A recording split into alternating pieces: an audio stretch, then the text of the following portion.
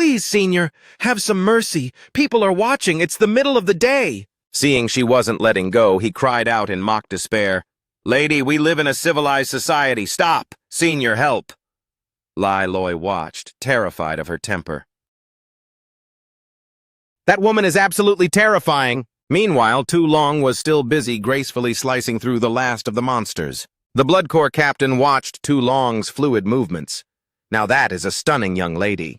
And that poise in combat, simply breathtaking. A squad mate walked over, wiping his blade. Captain, we're all clear. What are you staring at? The captain pointed. That girl's technique is incredible, don't you think? The member followed his gaze to Tu Long and nodded. A middle schooler who just awakened and has that much power? Truly impressive. The member nudged the captain with a grin. If you're that impressed, stop staring and go talk to her. The young commander was a complete novice when it came to the complicated dance of romance. His squad mates nudged him forward. You're the leader of the Blood Corps unit. You take down D-rank threats for breakfast, so why are you trembling now? Seriously, Captain. It's not every day you feel a spark like this. You've got to be bold and get yourself out there. You're usually so reserved you won't even make eye contact with girls. The captain stammered, but isn't this move a little aggressive? A teammate chimed in. Captain, a girl with that much skill definitely respects power. With your rank, if you just go for it, you're guaranteed a win. Pushed by his crew, the young warrior found a spark of confidence. Fine. Today I'll step out of my shell for once. He marched up to Tu Long and made his pitch. Hey there, I'd love to get to know you. I'm Luke Votian, captain of the Glory Blood Corps team. I'd like to take you out to dinner and officially start seeing you. I want you to be my girlfriend. Tu Long shut him down with zero hesitation. Trust me, if I pulled it out, mine would be bigger than yours. Luke Votian stood there, his brain short-circuiting at the revelation. Having his very first romantic attempt go up in flames so spectacularly made the poor guy want to vanish. Is there a crevice nearby? I just want to crawl into a hole and die. The Blood Corps soldiers were stunned by their leader's legendary bad luck. A high-tier cross-dresser? There goes the dream of a cute battle maiden. R.I.P., Captain. Was the only moment of courage in this shy captain's life destined to be his last? In another corner of the field, the protagonist was facing a different kind of feminine pressure. Ow! Stop! Just finish me off already. Tram is a man of honor who stands tall. You can't force me into this, lady. Li Loi winced at the noise. Brother Toe's screams are pretty blood-curdling. Should we jump in? Tu Long shot back. You have a death wish? Lai Loi instantly reconsidered. Good point. Senior Mo Dung is a literal great demon queen. She just went toe-to-toe with the wild god. I'm staying right here. The protagonist was currently wrapped up as tight as a holiday roast. His captor loomed over him, tapping a loaded syringe. He panicked. What is that for? Don't do anything you'll regret. Without a word, she plunged the needle straight into his backside. The protagonist let out a yelp. What kind of cocktail did you just pump into me? Lu Liam replied coolly.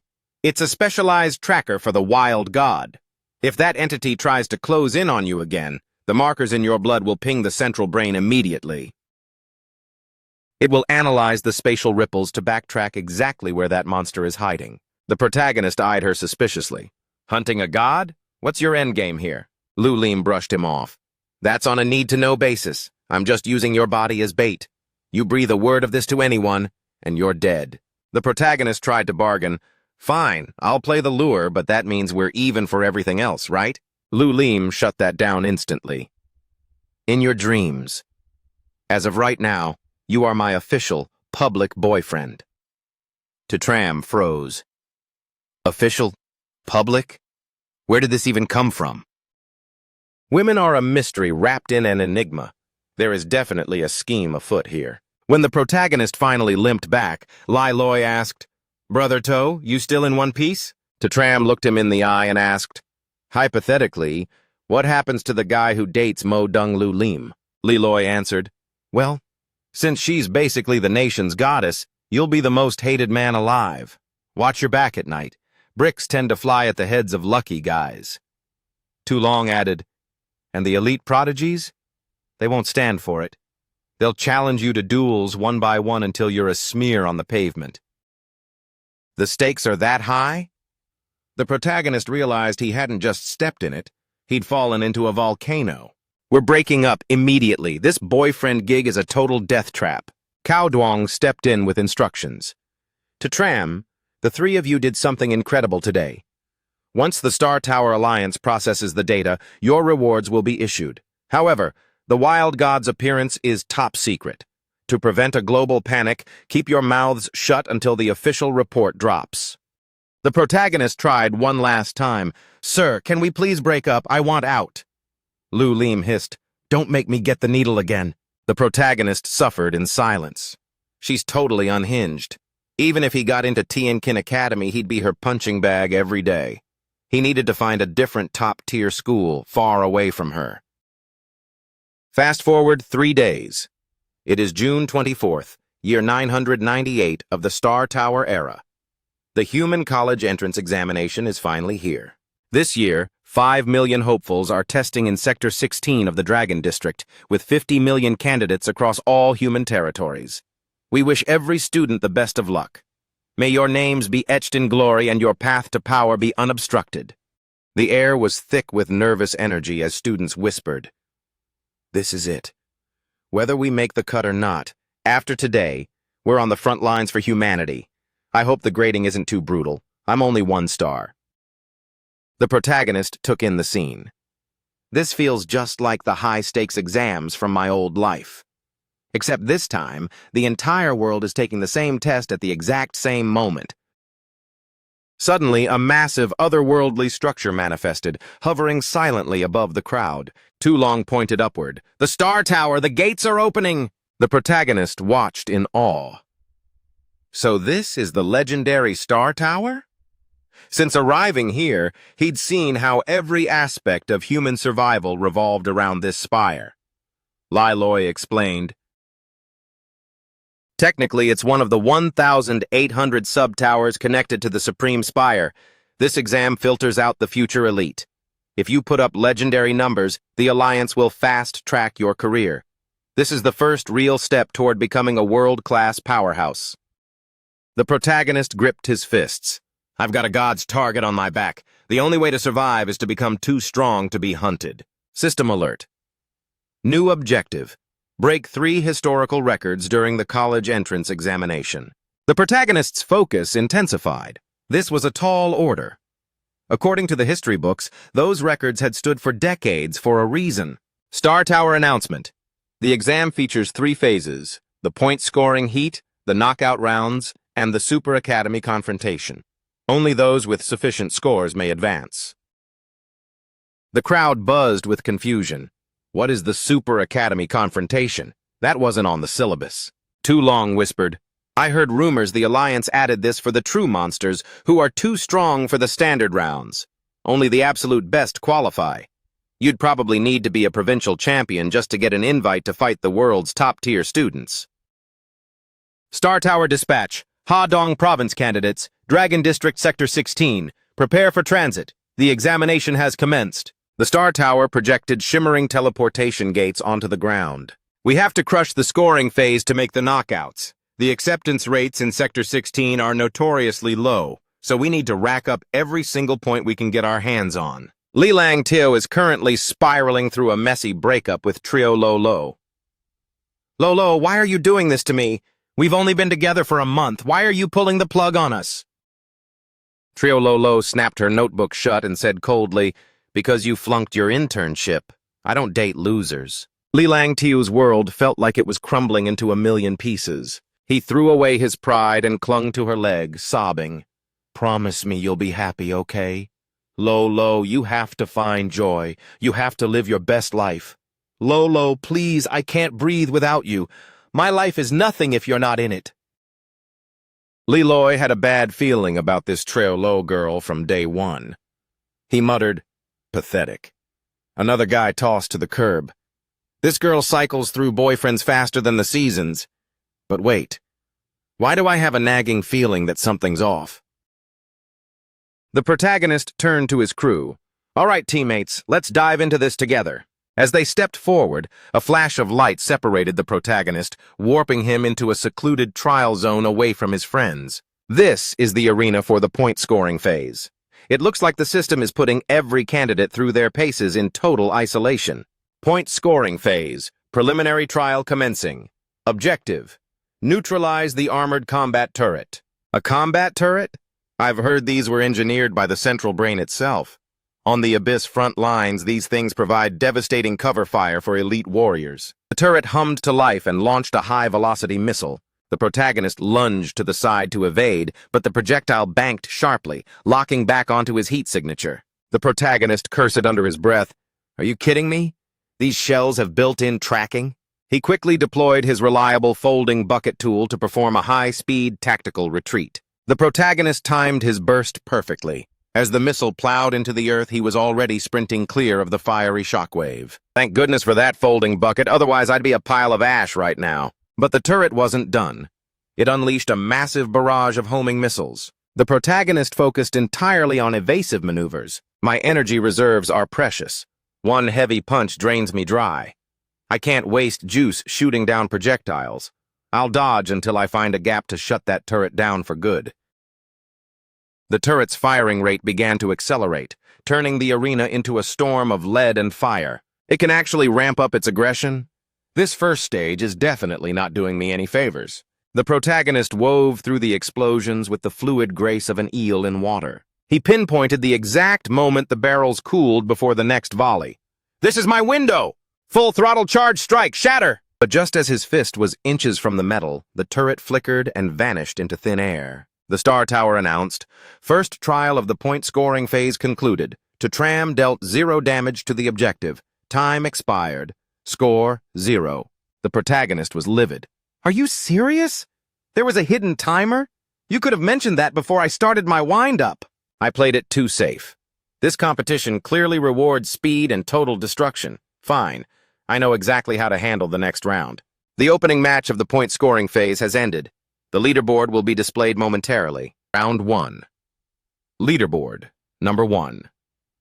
Lai Shuang-Nyan, First Academy. 18 points. Number 2, Tiu Hua, Third Academy. 6 points.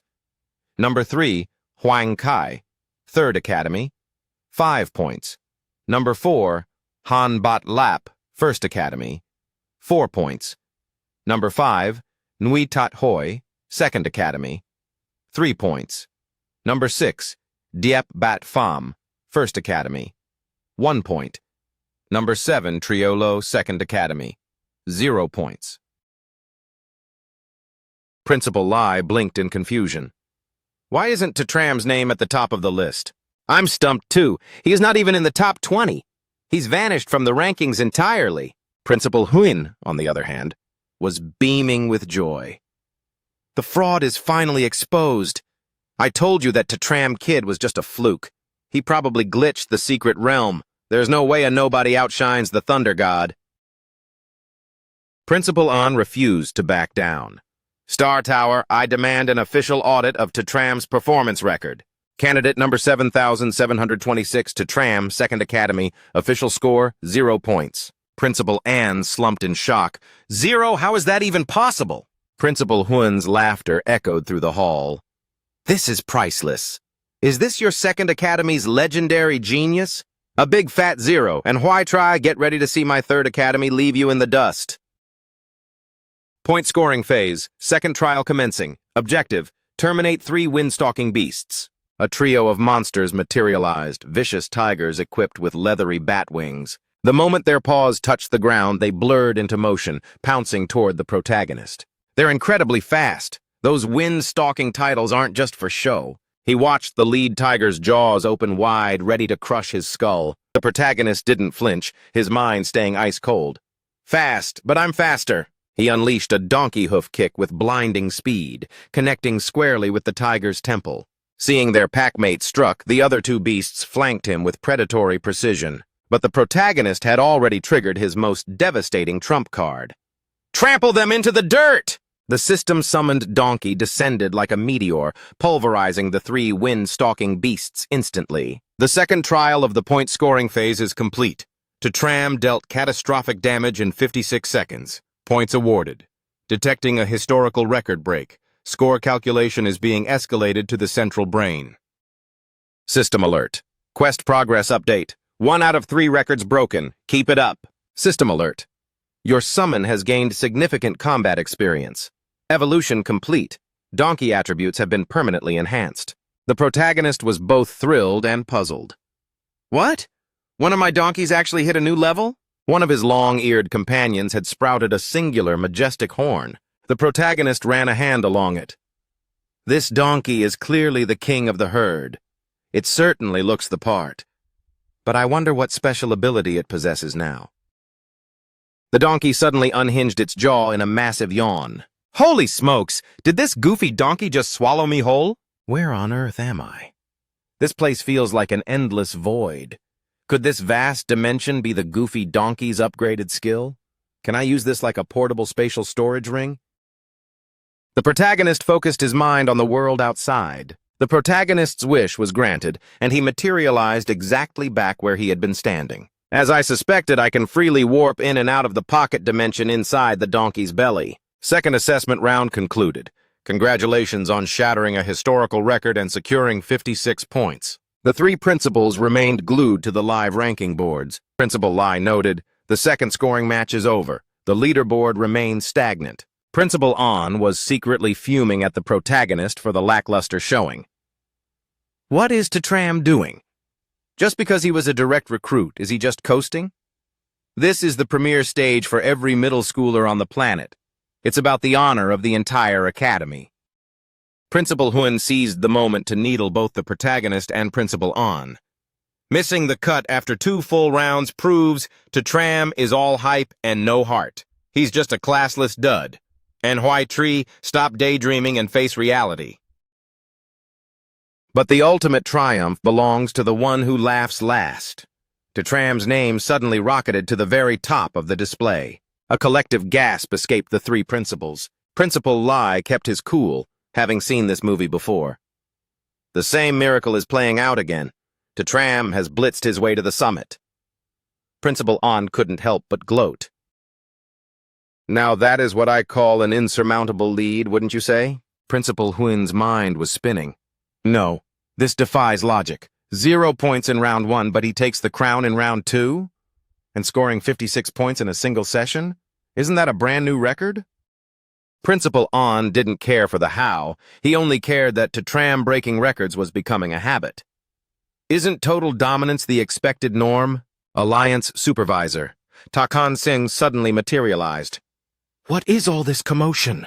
Why the uproar? Principal An bowed slightly. Greetings, Supervisor.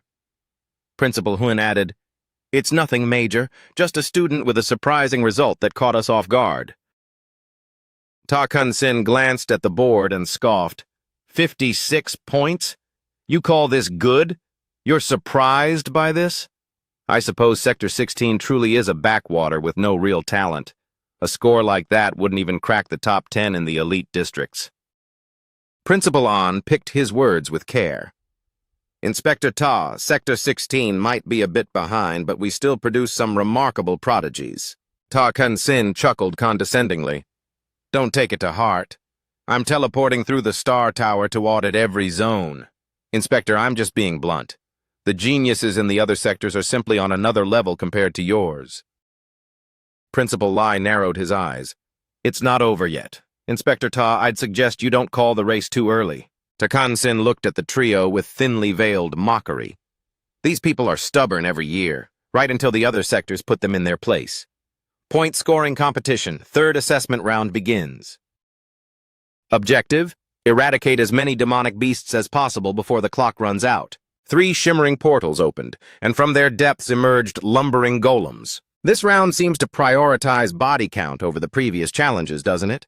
If that's the game, then I'm going all out to set a score they'll never touch. The protagonist treated the massacre like a walk in the park. His donkey summons handled the heavy lifting. The protagonist didn't have to break a sweat. Meanwhile, in the other testing chambers, Li Duangnan was reaching his limit. This difficulty is insane. These stone freaks spawn too fast. I can't keep up with the cull. It feels impossible to clear them all. Hua looked like she was about to collapse. This is brutal. Why do their numbers keep growing the more I kill? Liloi was in an even tighter spot.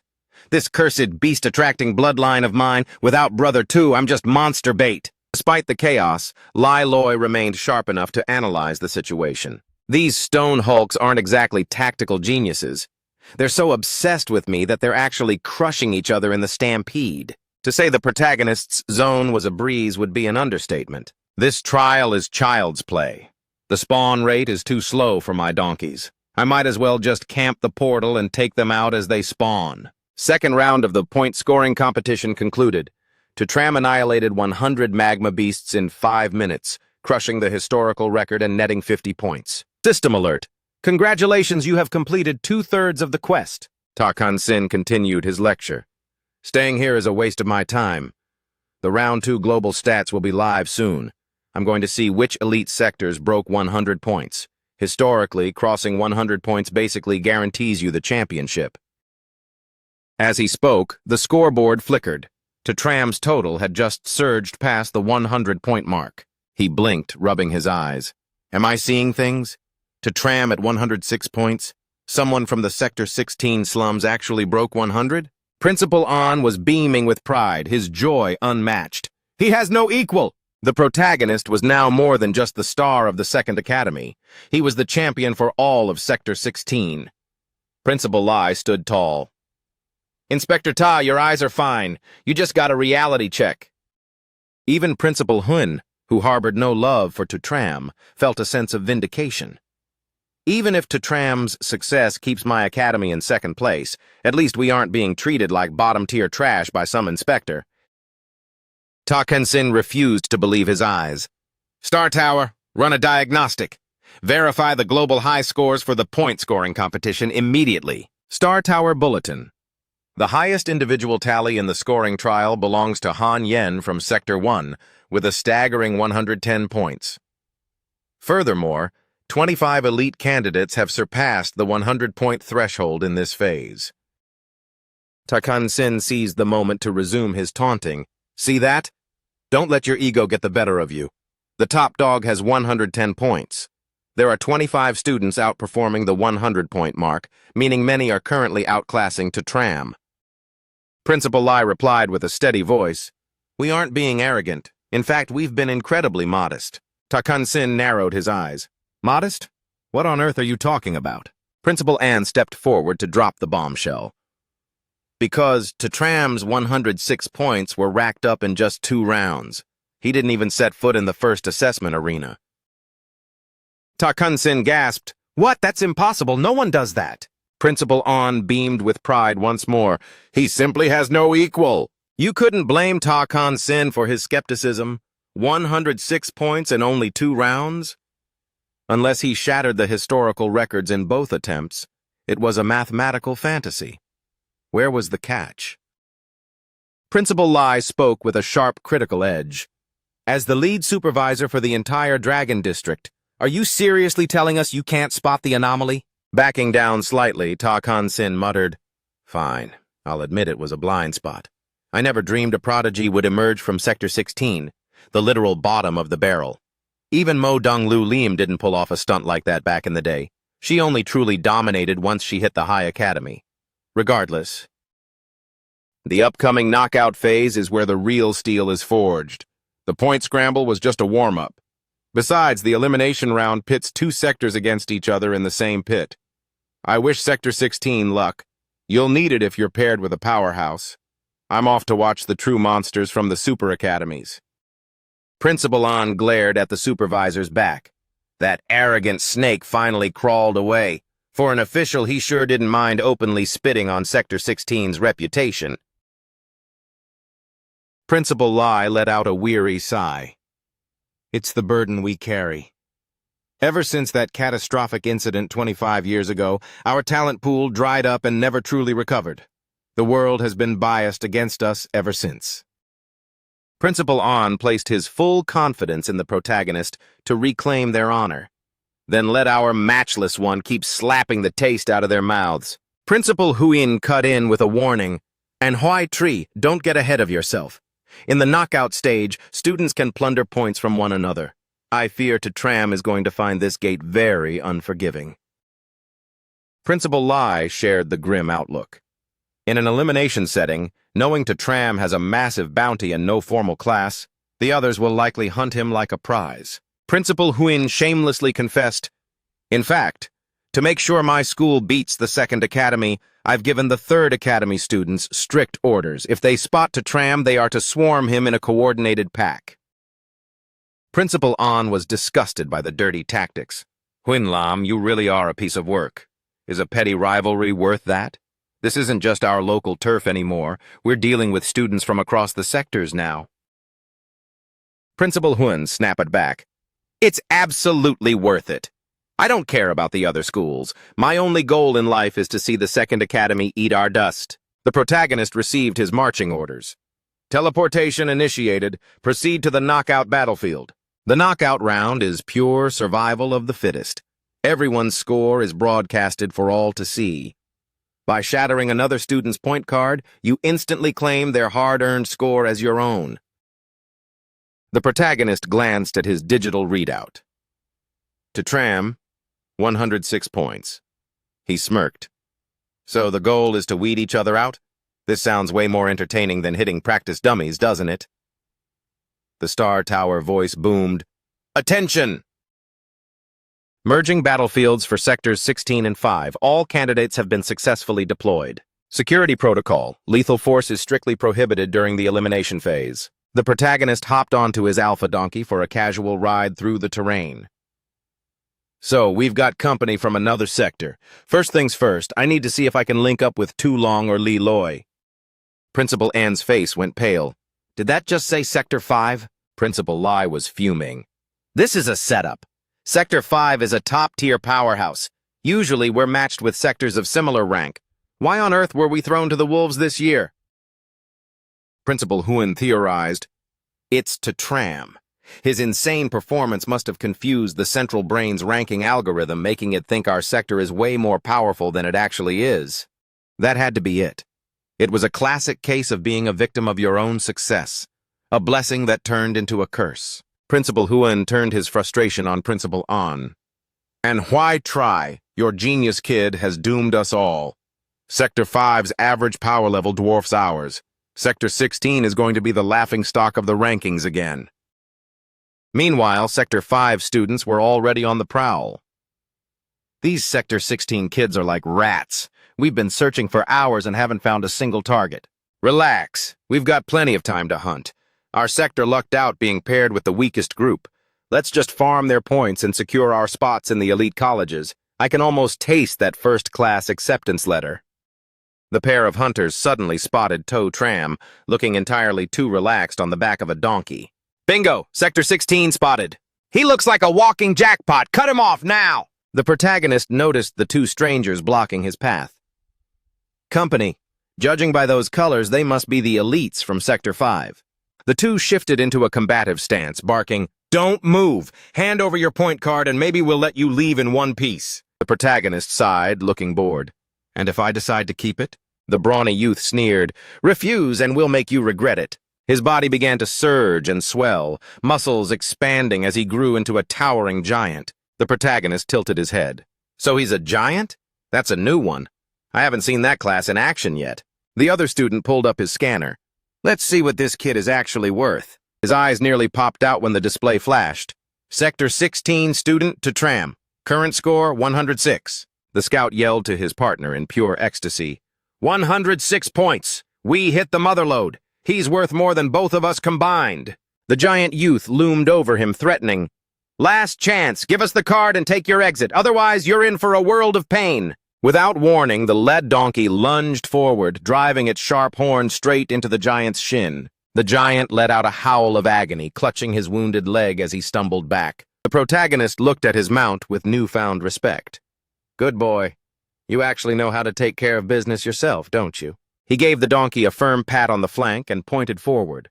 "Go on then. Steamroll them." Following the command to the letter, the alpha donkey charged, launching a full-scale assault on the massive youth. The second youth lunged forward, planting a heavy shield. "Move aside, I'll handle this beast." He braced himself, successfully halting the donkey's momentum in its tracks. The warrior boasted, "I am a shield specialist. No one penetrates my frontline defense once my bulwark is set." Out of nowhere, a second donkey companion materialized on the flank. The beast leaped into the air, delivering a powerful double hind leg kick directly to the shielded youth's head.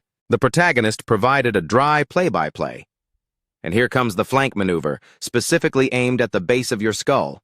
The staggered shield-bearer gasped, "I was sloppy! This summoner has multiple beasts in play!" The giant youth regained his footing, using his massive bulk to initiate a bone-crushing shoulder charge. The alpha donkey unhinged its jaw and literally inhaled the giant youth into its internal pocket dimension. It seems I'm barely needed. I'm the commander in name only, while these donkeys improvise their own tactics. He swallowed him? So that's the practical application of the donkey's spatial belly. The system interfaced. Bioenergy detected within the dedicated storage, commencing conversion to pure essence. This energy will permanently buff the entire herd. The protagonist intervened. Abort conversion. The rules clearly state we aren't allowed to take lives in this elimination stage. If I let the system process him, there'd be nothing left of those big guys but a pile of cosmic cinders. The shield warrior asked in sheer bewilderment, "Where did he go? What kind of class is this? Are you a summoner or a dimensional architect?" The protagonist replied casually, "Me? I'm just your average everyday gamer." With his elite donkeys leading the charge, the protagonist effortlessly neutralized the Sector 5 duo. Now, all that remained was to snap their point cards and harvest the bounty. The Star Tower announced, 2 candidates eliminated for Sector 16, total points harvested 32. The protagonist frowned. Is Sector 5 really this lackluster? The two of them were only carrying 32 points between them. The defeated duo snarled with bitter resentment. "Don't get cocky to Tram. This fluke win won't save you. Sector 5 has a monster-level prodigy, Duong Bathay. He'll hunt every last one of you down until Sector 16 is erased from the scoreboard." But Sector 5 was oblivious to the fact that a much darker threat than their prodigy was stalking the field. A predator looking for blood, not just points. Young Master Law hissed, "Finally the hunt begins." I've played the fool long enough. It's time for this young master to start the massacre. Wrapped in a sinister, demonic shroud, young Master Law took flight to seek out his first victims. 2 unsuspecting Sector 5 students were wandering nearby, completely unaware. They became the first casualties of his spree. One managed a desperate shout, "Ambush! Get down!" But the warning came too late. The nearest youth was cut down by young Master Law before he could even draw his weapon. The survivor shrieked in terror. "What kind of demonic creature is this?" Young Master Law lunged again, a blur of dark energy. Once the second student fell, young Master Law emerged from his shadowy cocoon, eyes glowing with malice. He demanded coldly, "Hand over your point card now." The terrified youth stammered, You're practicing forbidden evil arts." Young Master Law's patience had run dry. "To Tram, enjoy your final moments. I won't let you escape by breaking your card. I'm going to end you personally for taking what belongs to me." Meanwhile, 2 other figures were relaxing in a quiet, shaded grove. The bunny girl asked, "Botha, the knockout round is well underway. Are you just going to sit here?" Duong Botha looked bored. "Let the small fry gather the points first. I'll just harvest them all at the finish line. Actually, send out a global ping to all Sector 5 teams. Wipe out every Sector 16 student first. Once they're gone, we can settle things among ourselves. It's more efficient." The bunny girl nodded. "Understood. Relaying the order now." She activated her psychic link, her eyes glowing as she broadcast the command. Duong Botha smirked. "Sorting us with Sector 16 was a gift. The top score in the Dragon District is basically mine. I might even set a new global record today." Elsewhere, Trio Lo and her partner were fleeing from a relentless squad of Sector 5 pursuers. "Give it up!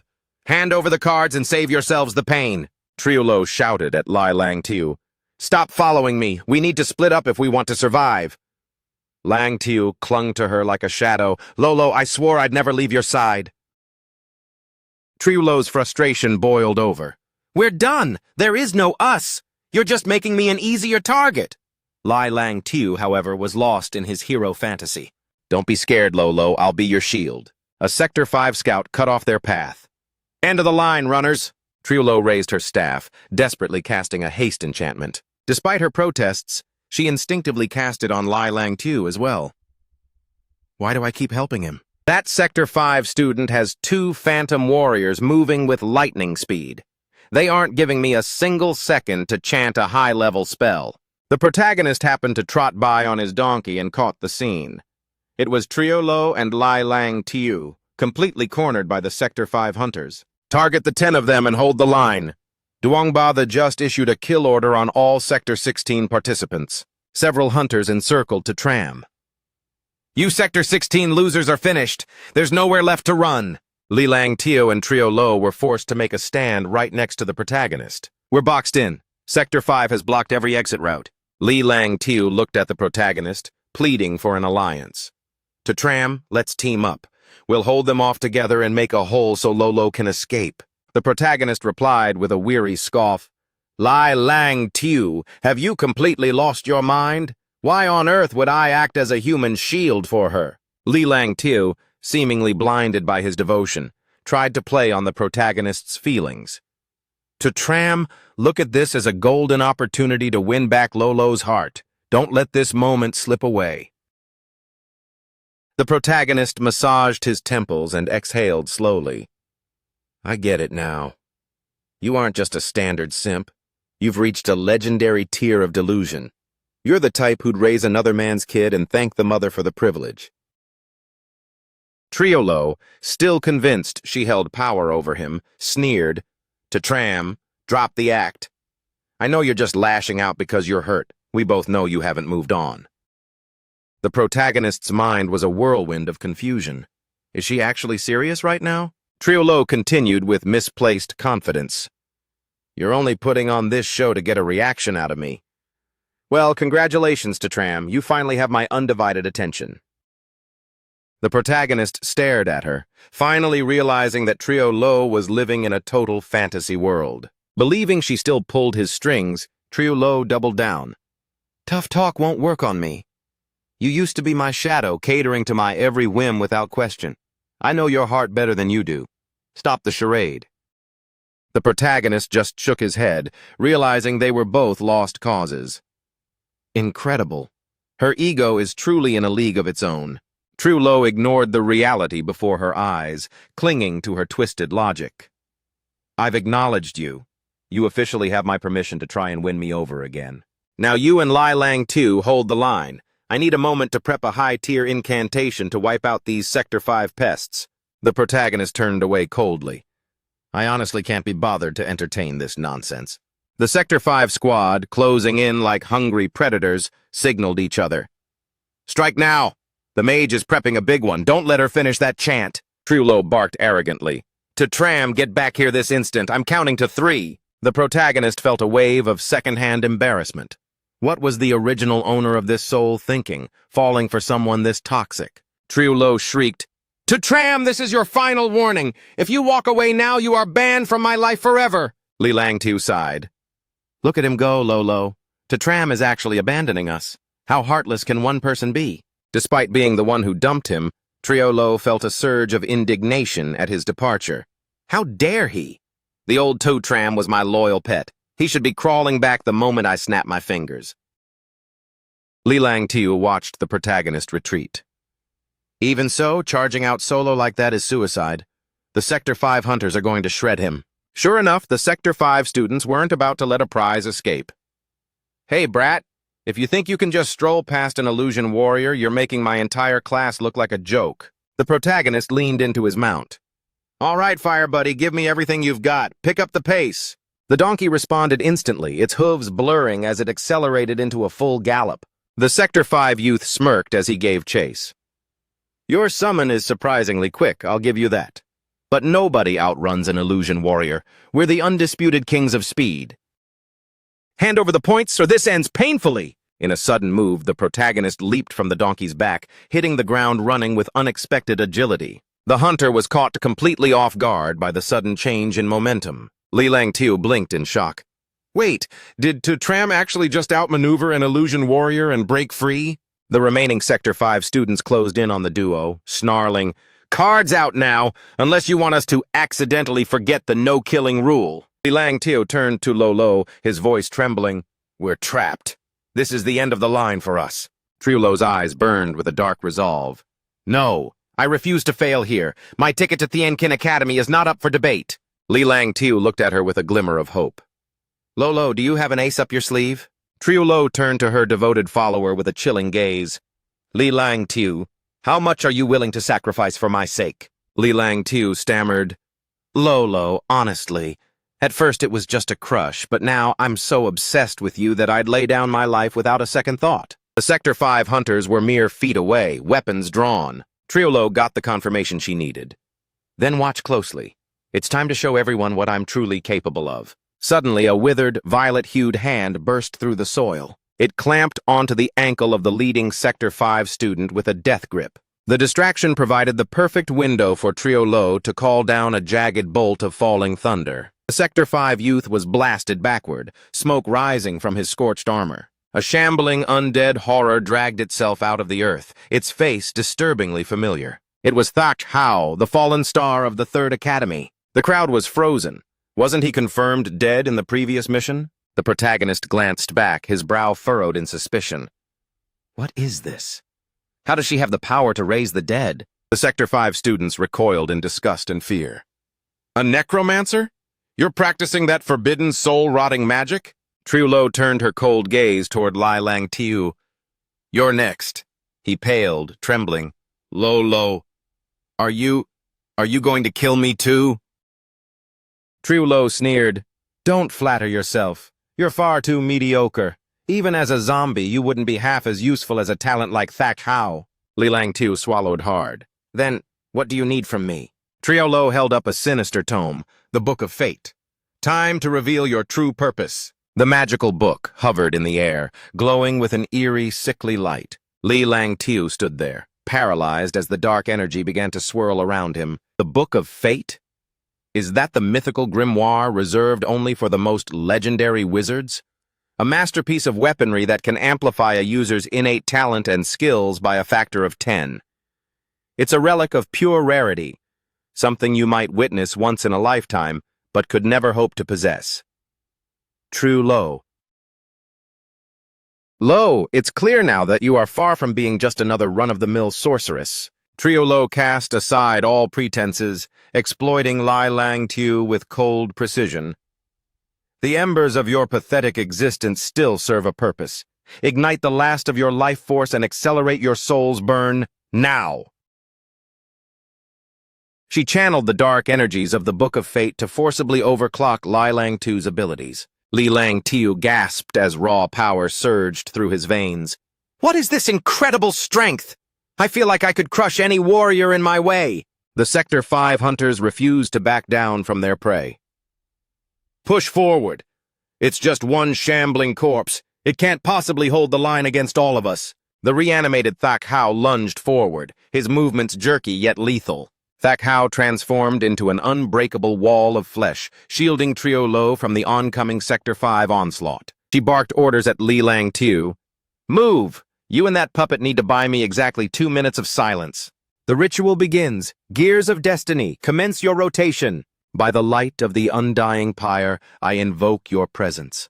Manifest as the blade that carves my future and annihilate everything that dares to stand in my path. A wave of dread washed over the Sector 5 students. What kind of monstrous spell is she weaving?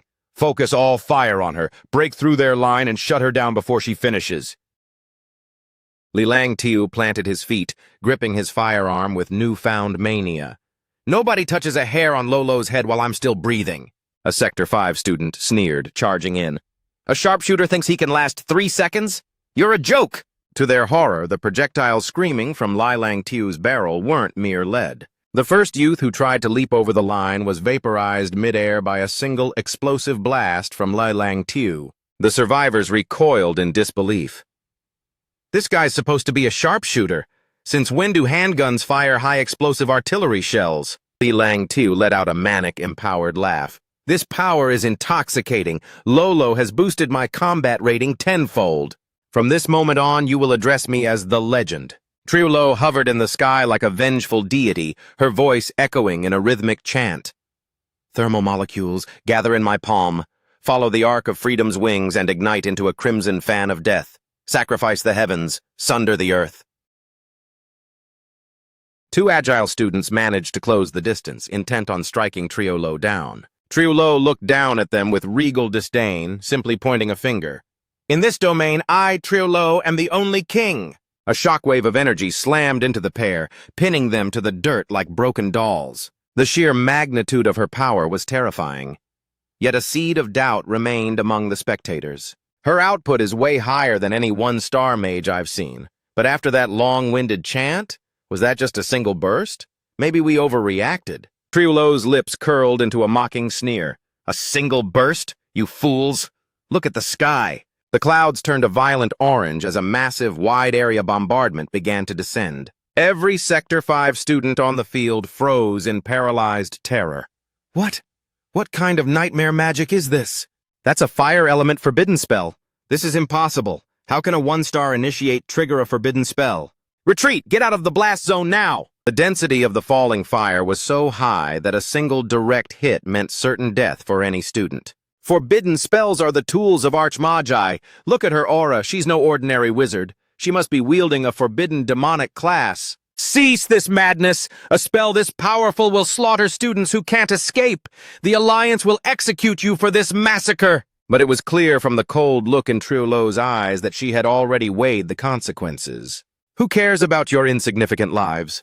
The Alliance rewards results and raw power above all else. Once I prove my worth, I'll be untouchable. The sheer horror of the apocalypse unfolding above was too much for some. This spell is a death sentence. I'm out of here. In a desperate bid for survival, they smashed their own point cards to trigger an emergency exit. I don't care about the grade anymore. My life is worth more than this exam. The Star Tower's cold voice rang out. 11 candidates from Sector 16 eliminated. Total points accrued. 210. Triolo's laughter was shrill and arrogant. I'll glass this entire battlefield and purge every last rival.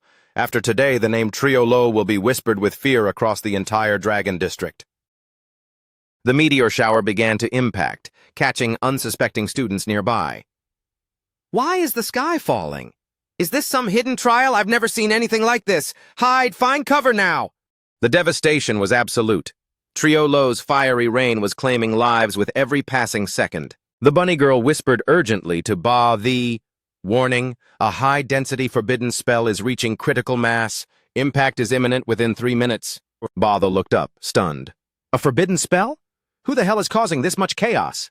The protagonist remained eerily calm amidst the fire. So, Triolo finally stopped playing. She's been sitting on this trump card. At this intensity, standard defenses won't stand a chance. Triolo's voice boomed toward him. To Tram, your name is already written in the annals of fate. Crawl back to me and resume your post as my loyal hound. This is your destiny, the highest honor you'll ever know. The protagonist spat back. A loyal hound? Not interested. But if you want to call me daddy, I might think about it. Triolo's face twisted in rage. Then perish with the rest! She gestured, and the meteor storm redirected its fury toward him. The protagonist roared, I'm done being your doormat. Full speed ahead. Lai Lang, too, his ego bolstered by the buff, shouted after him. You've got a big mouth for someone about to be a charcoal briquette. To Tram, you moron, that's a forbidden spell. If you actually survive that charge, I'll drop my name and take yours. The protagonist gave the signal, and Fire Buddy prepared to devour the incoming chaos. The donkey unhinged its jaw, creating a localized vacuum that sucked every falling meteor into its infinite spatial gut. Li Langtiu's jaw hit the floor, his eyes bulging in disbelief. What kind of sorcery is this? The protagonist patted his companion's neck. Great work, Fire Buddy. Keep it up. The donkey continued its rhythmic dance, weaving through the chaos while inhaling every stray fireball. Triolo stood frozen, her face pale. Devoured? My ultimate forbidden spell was just... eaten? That shouldn't be physically possible. The protagonist pointed forward. Fire Buddy shut down her magic for good. Triolo snarled, her pride wounded. In your dreams, Guardians, intercept him at all costs. She funneled her remaining mana, forcing the meteors to converge into a focused stream of fire aimed directly at the protagonist. However, the effort was futile. Fire Buddy acted like a cosmic sponge, soaking up every spark of magic she threw. Triolo gritted her teeth. To Tram, you think a few tricks make you my equal? Let's see if your beast can swallow faster than my magic can detonate. Triolo had overlooked a critical detail. The protagonist never traveled with just one donkey. By the time she sensed the shift in the air, a second long-eared shadow had already closed the distance behind her. Before she could pivot, a coordinated volley of kicks from the hidden donkey squad sent her crashing into the dirt. Triolo gasped for air. To think my ritual would be broken by you. The man who was once my shadow now actually makes my blood run cold. Do you have any idea how much work went into this? You've completely sabotaged my debut to the world. The protagonist stared at her, disgusted by her narcissism. Fame bought with the blood of your peers? You've lost your grip on reality, lady. Triolo shrieked with mania. I am Triolo, the harbinger of the end. I'll send you to the afterlife myself. The protagonist vaulted off his mount. For the first time in this grueling exam, he channeled every ounce of his strength into a single devastating full-force punch. The shockwave from his fist slammed into Triolo, shattering her magical barrier. The sheer momentum of the blow sent her tumbling backward across the battlefield. So this is your true power. To Tram, you aren't a failure at all. You've been playing the long game, hiding your strength until now. The protagonist didn't lower his guard. The feeling is mutual. You're no ordinary mage. Tell me, what forbidden class are you really hiding? Li Langtiu scrambled to his feet, leveling his weapon. Stay back! I won't let you lay another finger on Lolo. Suddenly, the trigger felt like it weighed 1,000 tons. Li Langtiu's fingers went limp. He looked down, his body convulsing with tremors. My hands! Lolo, I can't feel my hands. What's happening to me? The skin on his arms turned a sickly gray, hardening into brittle stone before crumbling into dust right before his eyes. Triolo watched with chilling indifference. The wheel of fate took its toll. You burned through your lifespan for that power. This is the bill coming due. The world turned dark for Li Langtiu. I'm a marksman. Without hands, my life is over. My future is gone. The protagonist felt zero sympathy for the man who chose his own chains. A lapdog eventually gets discarded. Li Langtiu, I'm giving those words back to you. You've earned them. A system ping echoed in his mind. Lead Donkey's spatial stomach is saturated with volatile forbidden elements. Pocket dimension locked. Purge the magical residue to restore functionality. The protagonist glanced back at Triolo, reassessing her threat level. That spell was no joke. It actually managed to max out the donkey's storage capacity. Back at the observation deck, Ta Kan-sin strolled back in. I'm back.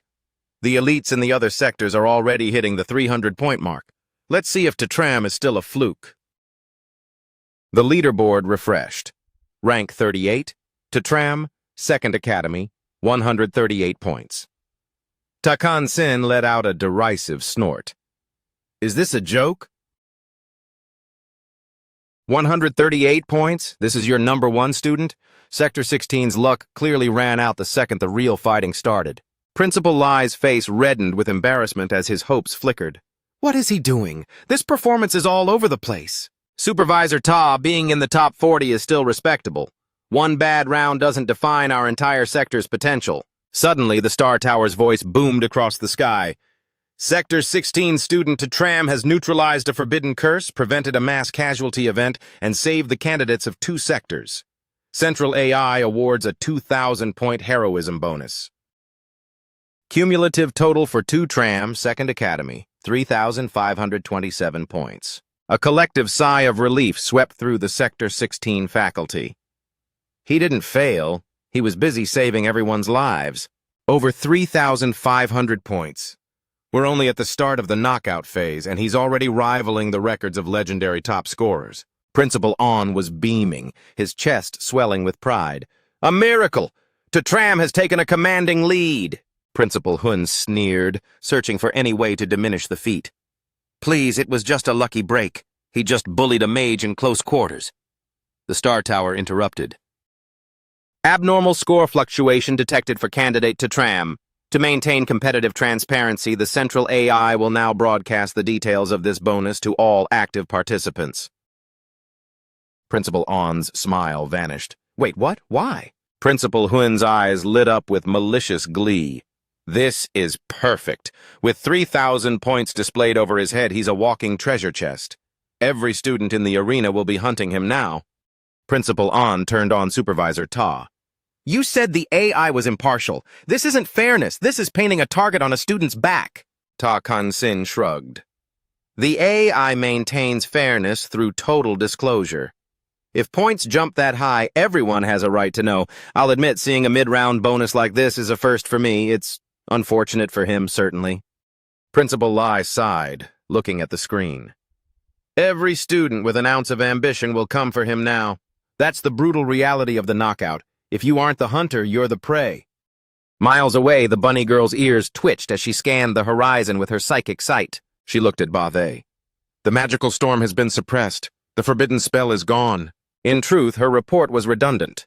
The Star Tower's celestial broadcast had already heralded to Tram's monumental achievement to the entire arena. Candidate to Tram of Sector 16 has successfully neutralized student Triu Lo, averted a cataclysmic curse aimed at the trial grounds, and secured the safety of all participants within Sectors 5 and 16.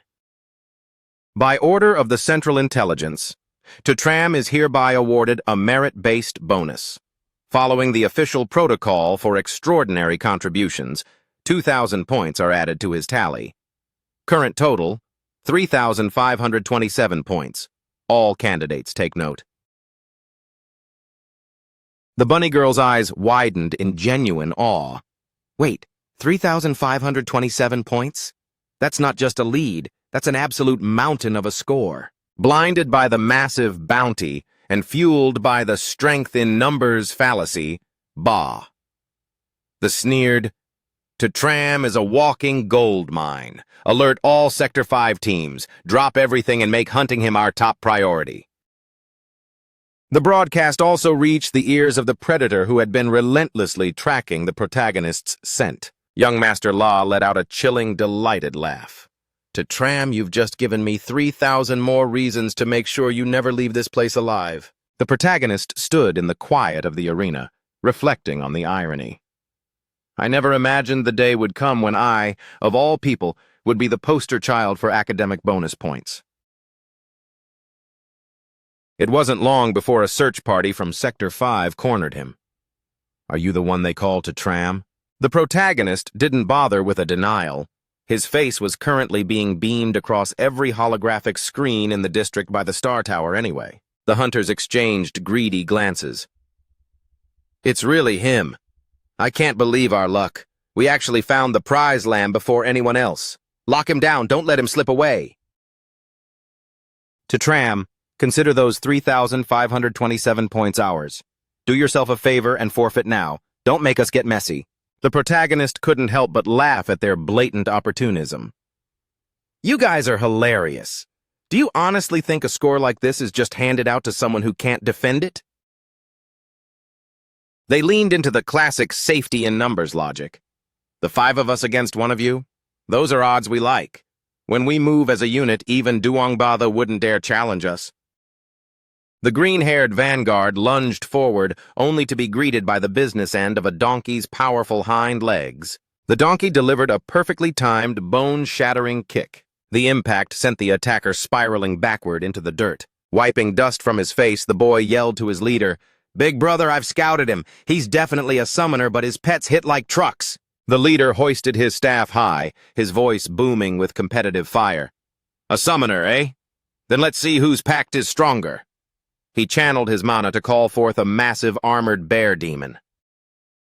In the shadow of the towering, ferocious grizzly, the protagonist's lone donkey looked almost comically small. The bear demon let out a deafening roar, its breath frosting the air to assert its dominance over the battlefield. The youth pointed his staff forward. "Great Bear, rend him apart! Attack!" On paper, the bear demon's raw power completely eclipsed a single one of the protagonist's long-eared companions. Your little donkey is outmatched. One of my great bears is worth at least 3 of your mangy summons. The protagonist's expression didn't change. Who said I was only using 1? How about 4? Suddenly, the tide turned. The bear demon found itself being aggressively shoved back by a coordinated donkey wall. The summoner gave a curt nod of respect. I'll admit you've got a high capacity for multiple summons. It seems your rank isn't just a glitch in the system. However, you aren't the only one who can bring a full house to the table. As a massive gorilla materialized next to the bear, the protagonist asked with a bored yawn, "Is that all you've got?" Feeling his ego pricked, the summoner decided to unleash his full arsenal. "Is that all? Since you're so eager to die, I'll show you the true meaning of hopelessness." A girl in the group cast a shimmering buff on her leader. "My class is the ultimate summoning catalyst. I can force a summoner to pull an extra beast from the void." In a flash of light, a prehistoric crocodile joined the fray. The massive reptile snapped its jaws, adding to the intimidation. The green-haired boy added his own aura. "I'm a vitality specialist. I'm doubling the life force and raw power of these 3 monsters right now." The last of the group, a nondescript youth, channeled a protective veil. "And I'm the absolute guardian. I've just doubled their defensive stats. Common classes won't even be able to leave a scratch on their hides." The 4-man cell pooled their specialized talents, magnifying the summoner's combat effectiveness to an elite level. With 3 master-tier supports backing 1 summoner, even Duangba Thay would think twice before engaging us. "So, to Tram, are you beginning to feel the weight of your despair yet?" The protagonist, looking entirely unimpressed, stretched his arms. "I suppose that's my cue to actually try, then." The girl taunted him. "Try all you want. Do you even have enough mana left to matter? Just hand over the points and go home to Tram." The protagonist's gaze turned cold and sharp. "Allow me to show you what actual despair looks like." With a simple mental command, the protagonist summoned his entire vast herd of donkeys, carpeting the landscape in a sea of gray fur. Faced with an endless tide, even the 3 invincible buffed pets were instantly overwhelmed and trampled underfoot. The hunters watched their unbeatable strategy crumble in seconds. I must be hallucinating. Are there seriously 10,000 of them? No, this is impossible. It defies every law of mana consumption. What kind of monster can maintain a legion of this size? Retreat, run for your lives, but where can we go? Against the thundering storm of the donkey stampede, there was no sanctuary to be found. The entire zone was their territory. "I can't take it. The pressure is too much. I forfeit. I withdraw." The Star Tower's notification chimed. 4 Sector 5 candidates eliminated. Total bounty collected, 159 points. The protagonist gave them a silent nod of acknowledgement. To be fair, that group was formidable. They likely would have made it to the finals if they hadn't run into a cheat code like him. The central AI has pinned a giant target on my back. Instead of waiting for the entire arena to hunt me down one by one, I think I'll change the game. I'll settle this all at once. As he began his trek, the protagonist finally spotted a familiar face in the distance. A mob is hot on Li Loy's heels, barking orders. "Loy, you're cornered! Give up to Tram's location and we might go easy on you!" The protagonist's voice rang out from the shadows. "No need to look, I'm standing right here." Li Loy and the ringleader of the chasing pack spun around in unison. Spotting his mentor, Li Loy's face lit up as he sprinted toward safety. Li Loy gasped, wide-eyed and breathless. "Brother Toe, is that really you in the flesh?" The protagonist cut to the chase. "Where's Tu Long? Is he with you?" Li Loy, doubled over and sucking air, managed to reply, "No sign of him. Ever since I set foot in this arena, these 3rd Academy thugs have been on me like white on rice. I'm absolutely spent." Huang Kai stepped forward with a predatory grin. "So, the legend himself to Tram.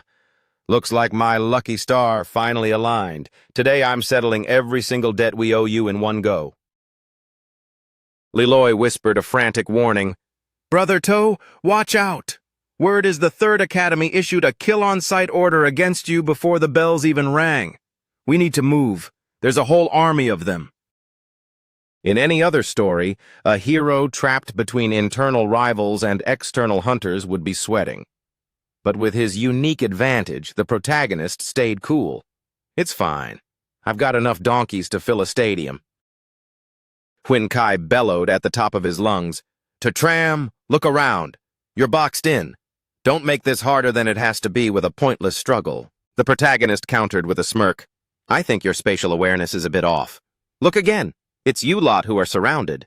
True to his word, a massive perimeter of the protagonist's donkeys had silently materialized, encircling Huin Kai's group from every angle. That is a ridiculous amount of donkeys. It looks like the principal's intel was spot on. Tram is a hidden summoner class, and a high-capacity one at that. This level of summoning is practically unheard of. The donkeys stepped forward with an eerie, coordinated majesty. They had already dismantled the elite summoner squad from Sector 5. Huin Kai's local crew didn't stand a chance. The protagonist locked eyes with his rival. Huin Kai, remember our last chat?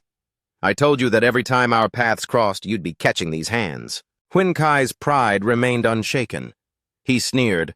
Don't count your chickens yet, Tram. I've prepared for every possible trick you might pull. Liloy caught a glint in the rival's hand and shouted, Brother Toe, watch his hand! That's an instant message orb. If he breaks it, his location and ours go live to his whole squad. Huin Kai beamed with malice. Exactly. Soon every soul in the 3rd Academy will be converging on this spot. You're a dead man walking. All I have to do now is sit back and watch you crumble. With a sharp crack, he crushed the shimmering glass orb. The magical broadcast echoed through the headsets of every 3rd Academy student. Tram located. Coordinates locked. All units converge for the kill. Urge. Tram located. Coordinates locked. All units converge for the kill. Following Huin Lam's strategic playbook, the students began to swarm. The principal made it clear. Tram goes down first. Even without the orders, that massive bounty on his head is a ticket to the big leagues. Taking him out is my shortcut to the top. Huin Kai was committed to the bitter end. Formation mages, deploy the barricade, now! 2 specialists chanted in unison, Great Tortoise Bastion, activate. With a double-layered defensive shell, your farm animals won't be denting our line anytime soon. We just have to hold the fort until the cavalry arrives. Even if you had wings Tram, you aren't leaving this cage. The protagonist felt a wave of second-hand embarrassment. He turned on his heel, muttering, You're a special kind of stupid. Hard to escape? I can't be bothered with this. Enjoy your little turtle shells, I'm out. Huin Kai froze, not expecting to be ignored so casually. A panicked teammate nudged him. Kai, we didn't account for him just walking away. We used our only orb. If he vanishes now, we'll never find him again. Huin Kai's bravado vanished instantly. Wait, could you please just stay put? The protagonist cracked a grin. Stay. Sure, if you call me Daddy loud enough for everyone to hear. To everyone's absolute horror, Huin Kai didn't hesitate. Daddy! Both Liloy and the protagonist were stunned by the sheer depth of the guy's spinelessness.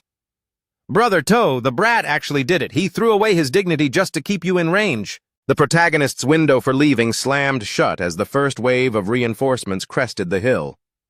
There he is, lock him down, don't let him slip through. Reinforcements are on site. The 3rd Academy has arrived in force. Huin Kai's arrogance returned the moment he saw his allies. My acting was flawless. A simple daddy was all it took to bait you into staying until your funeral party arrived. Liloy whispered urgently, Tram, the perimeter isn't fully closed yet. If we push now, we can still punch a hole through their line. The protagonist stood his ground, his gaze hardening. No need to run. These are exactly the people I've been waiting for. Outside the arena, Principal Huin watched the tactical map through his monitoring gear. We've got him in the trap! Principal An barked back, irritated by the other's glee. Huin Lam, have you lost your mind? What's with the manic laughing? Principal Huin beamed, ignoring the jab. The beacon orb was triggered. My son Huin Kai has Tram pinned down. The 3rd Academy is about to erase your prodigy from the rankings. Principal An scoffed. Pitting an entire academy against one student. Only your school would be that pathetic. But go ahead, doubt him. I still put my money on Tram. Principal Huin was desperate for a visual. I'm using our sector's 10-second peak privilege. Let's see the look on his face. The feed flickered to life just as the protagonist was casually turning his back to leave the scene. The audio captured him mockingly, telling Huin Kai to call him Daddy. And then the entire observation room watched as Huin Kai shouted it with total obedience. The sight sent a visible shockwave through Huin Lam's very soul. Principal An practically doubled over with laughter. Huin Lam, is this the masterful capture you were bragging about? Your son caught him by begging for parental guidance? Principal Lai joined in, unable to suppress a chuckle. Principal Huin, your family's tactical brilliance is truly unique. Principal Huin turned a deep shade of crimson, fuming at his son's display. That little embarrassment. I'll skin him alive the second he steps out of that arena. And why try laugh while you can? Tram is still surrounded by my entire student body. The bunny girl whispered to Ba Thi. Tram's location is confirmed, but he's currently hemmed in and under siege by the entire 3rd Academy from Sector 16. This is the perfect moment to slip in and profit from the chaos. Ba Thi took flight, broadcasting to the Sector 5 vanguard.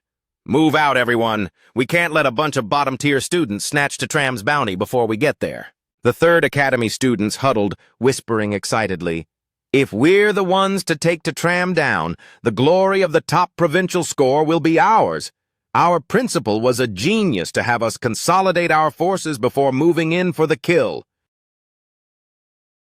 The protagonist, Lai Loi, and the donkey herd stood back to back, encircled by a growing mob of opportunistic rivals. The protagonist noted it internally. Since the alpha donkey took point, my synchronization with the herd has reached a whole new level. Before, they were just a disorganized stampede. Now they move with a single mind. As the static of a fading energy barrier hissed out, Huin Kai sneered. Tram, don't delude yourself into thinking these beasts are enough to save you. We have the numbers on our side. Your handful of donkeys isn't even worth a second glance. The protagonist smirked. Is that so?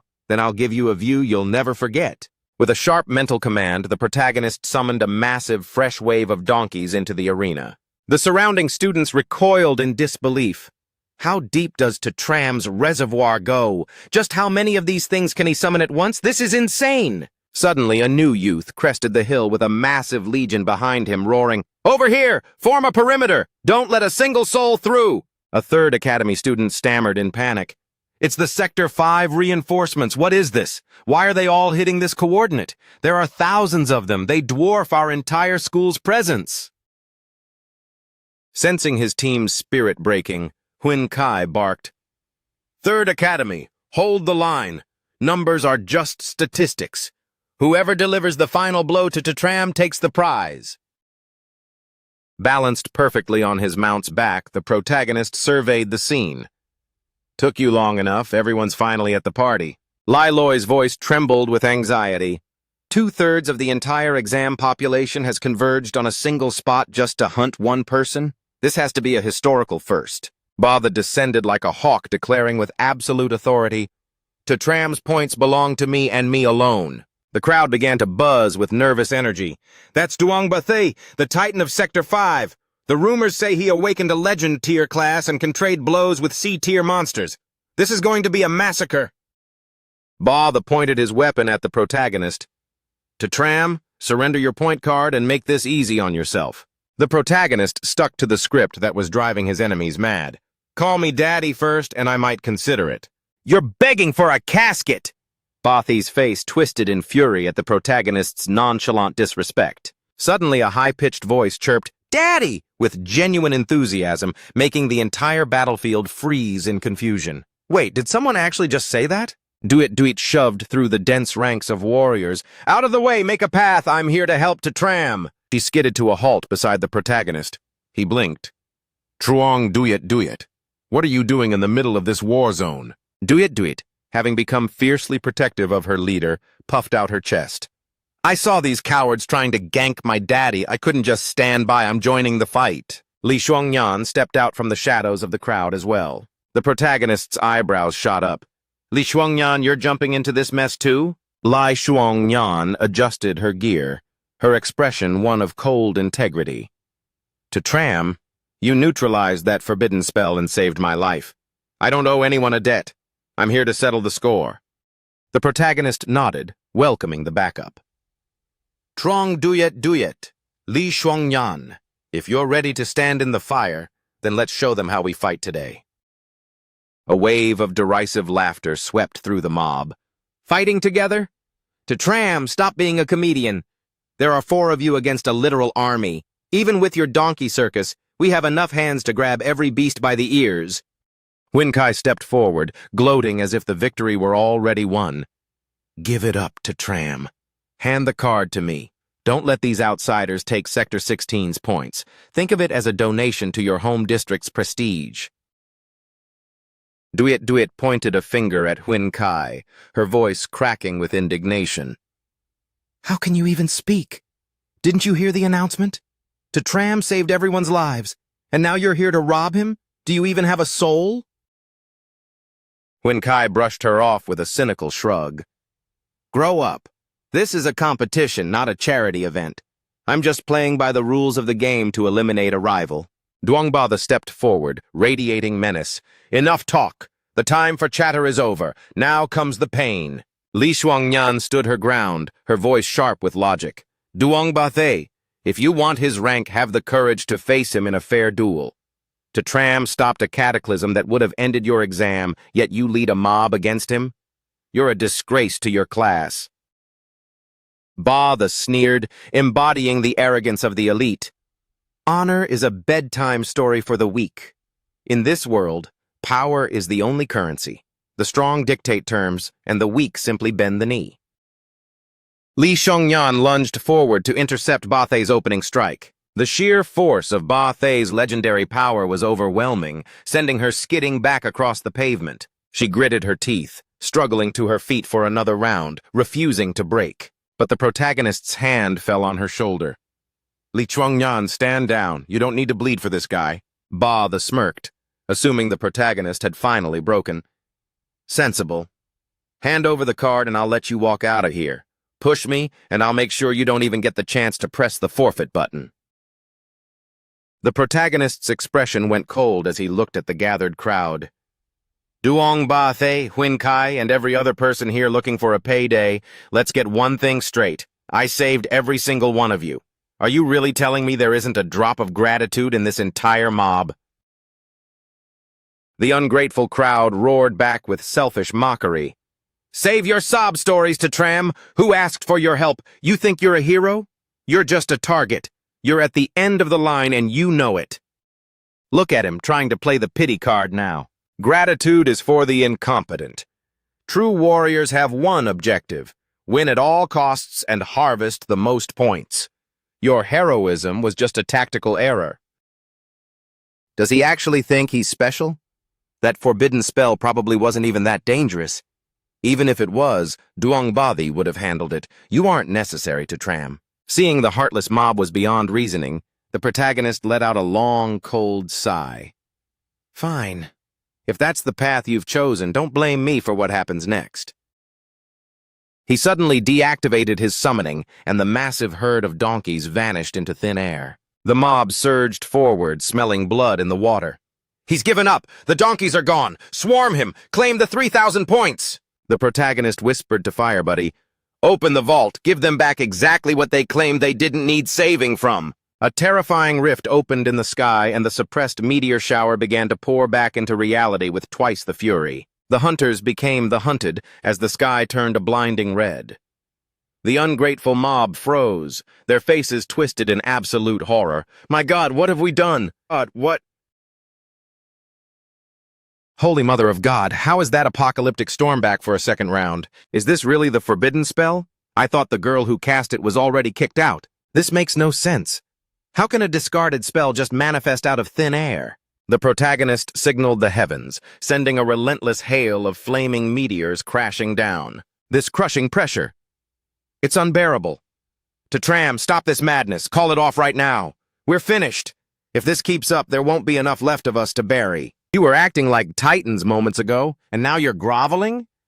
The world doesn't bend to the whims of the mediocre. Didn't you claim you could handle anything? Then stand your ground and endure. A man as prideful as Bethi refused to admit he was outmatched. He lunged upward, trying to shatter the falling stars with brute force. Damn you to hell, break for me! But even for an elite who towered head and shoulders above his classmates, He couldn't withstand the impact of a single meteor, let alone a localized Armageddon. The bravado of the mob dissolved into pathetic cowardice. They were nothing but sheep who had abandoned their morals for greed. "Lord, to Tram, we were blind. We apologize. Please, extinguish the fire. I take it all back." But the clock had run out. The protagonist mentally sorted the field, those who deserved his respect and the parasites he could simply erase. Not a chance. Didn't you boast that someone else would swoop in and save you? Well, call them. Tell your imaginary savior to hurry up. The crowd wailed in agony. "Duong Ba, the just got hammered into the dirt by a fireball. Who's left to save us? I'm terrified. I regret everything. We should have shown gratitude, but we chose betrayal." Lai Loi watched the carnage with a grim smile. "This feels incredible. You backstabbing snakes are finally getting exactly what you earned." Duyet beamed with pure adoration. "Daddy is literally the GOAT, the strongest and coolest person on the planet." Huin Kai shrieked in terror. "To Tram, you're a monster! This isn't fair! Stay away from me!" A massive shockwave from a nearby firestar impact sent him flying like a rag doll. Realizing the jackpot had turned into a death trap, students began snapping their point cards in a panic. "Forget the exam! My life is worth more than a grade! I'm out! It's a slaughterhouse! Withdraw now!" Back at the observation deck, the Sector 16 teachers gasped. "Look at the board! To Tram's score is skyrocketing again." Huin Lam laughed with malicious glee. "Finally, To Tram must have been purged. Has my son Huang Kai claimed his rightful place at the top?" But the scoreboard told a different story. Rank 1, To Tram, 2nd Academy, 11,988 points. Rank 2, Triulo, 2nd Academy, 1,389 points, disqualified. Huin Lam's face went pale as he stared at the protagonist's astronomical total. Principal An rubbed his eyes in disbelief. "Over 10,000 points? Heavens above!" Principal Lai choked out. "This is a statistical impossibility, my God!" "Is the monitor broken? Are we all sharing the same fever dream?" Huin Lam scrambled for his communicator. "This is insane! Get Supervisor Ta on the line immediately! To Tram's score has suffered a massive system glitch." Moments later, Takan Sin strode back into the room. "What is all this shouting? Why the hysteria? You are academy principals, for heaven's sake. Show some professional dignity." Huin Lam pointed a shaking finger. "Supervisor Ta, look at To Tram's score. It's broken." Takan Sin sighed. "Broken? Even if it's high, I've seen elite scores before. I'm not easily impressed." "I just finished scouting the prodigies in the other sectors. Some are closing in on 1,000 points. If they keep up the pace, they might actually catch your To Tram."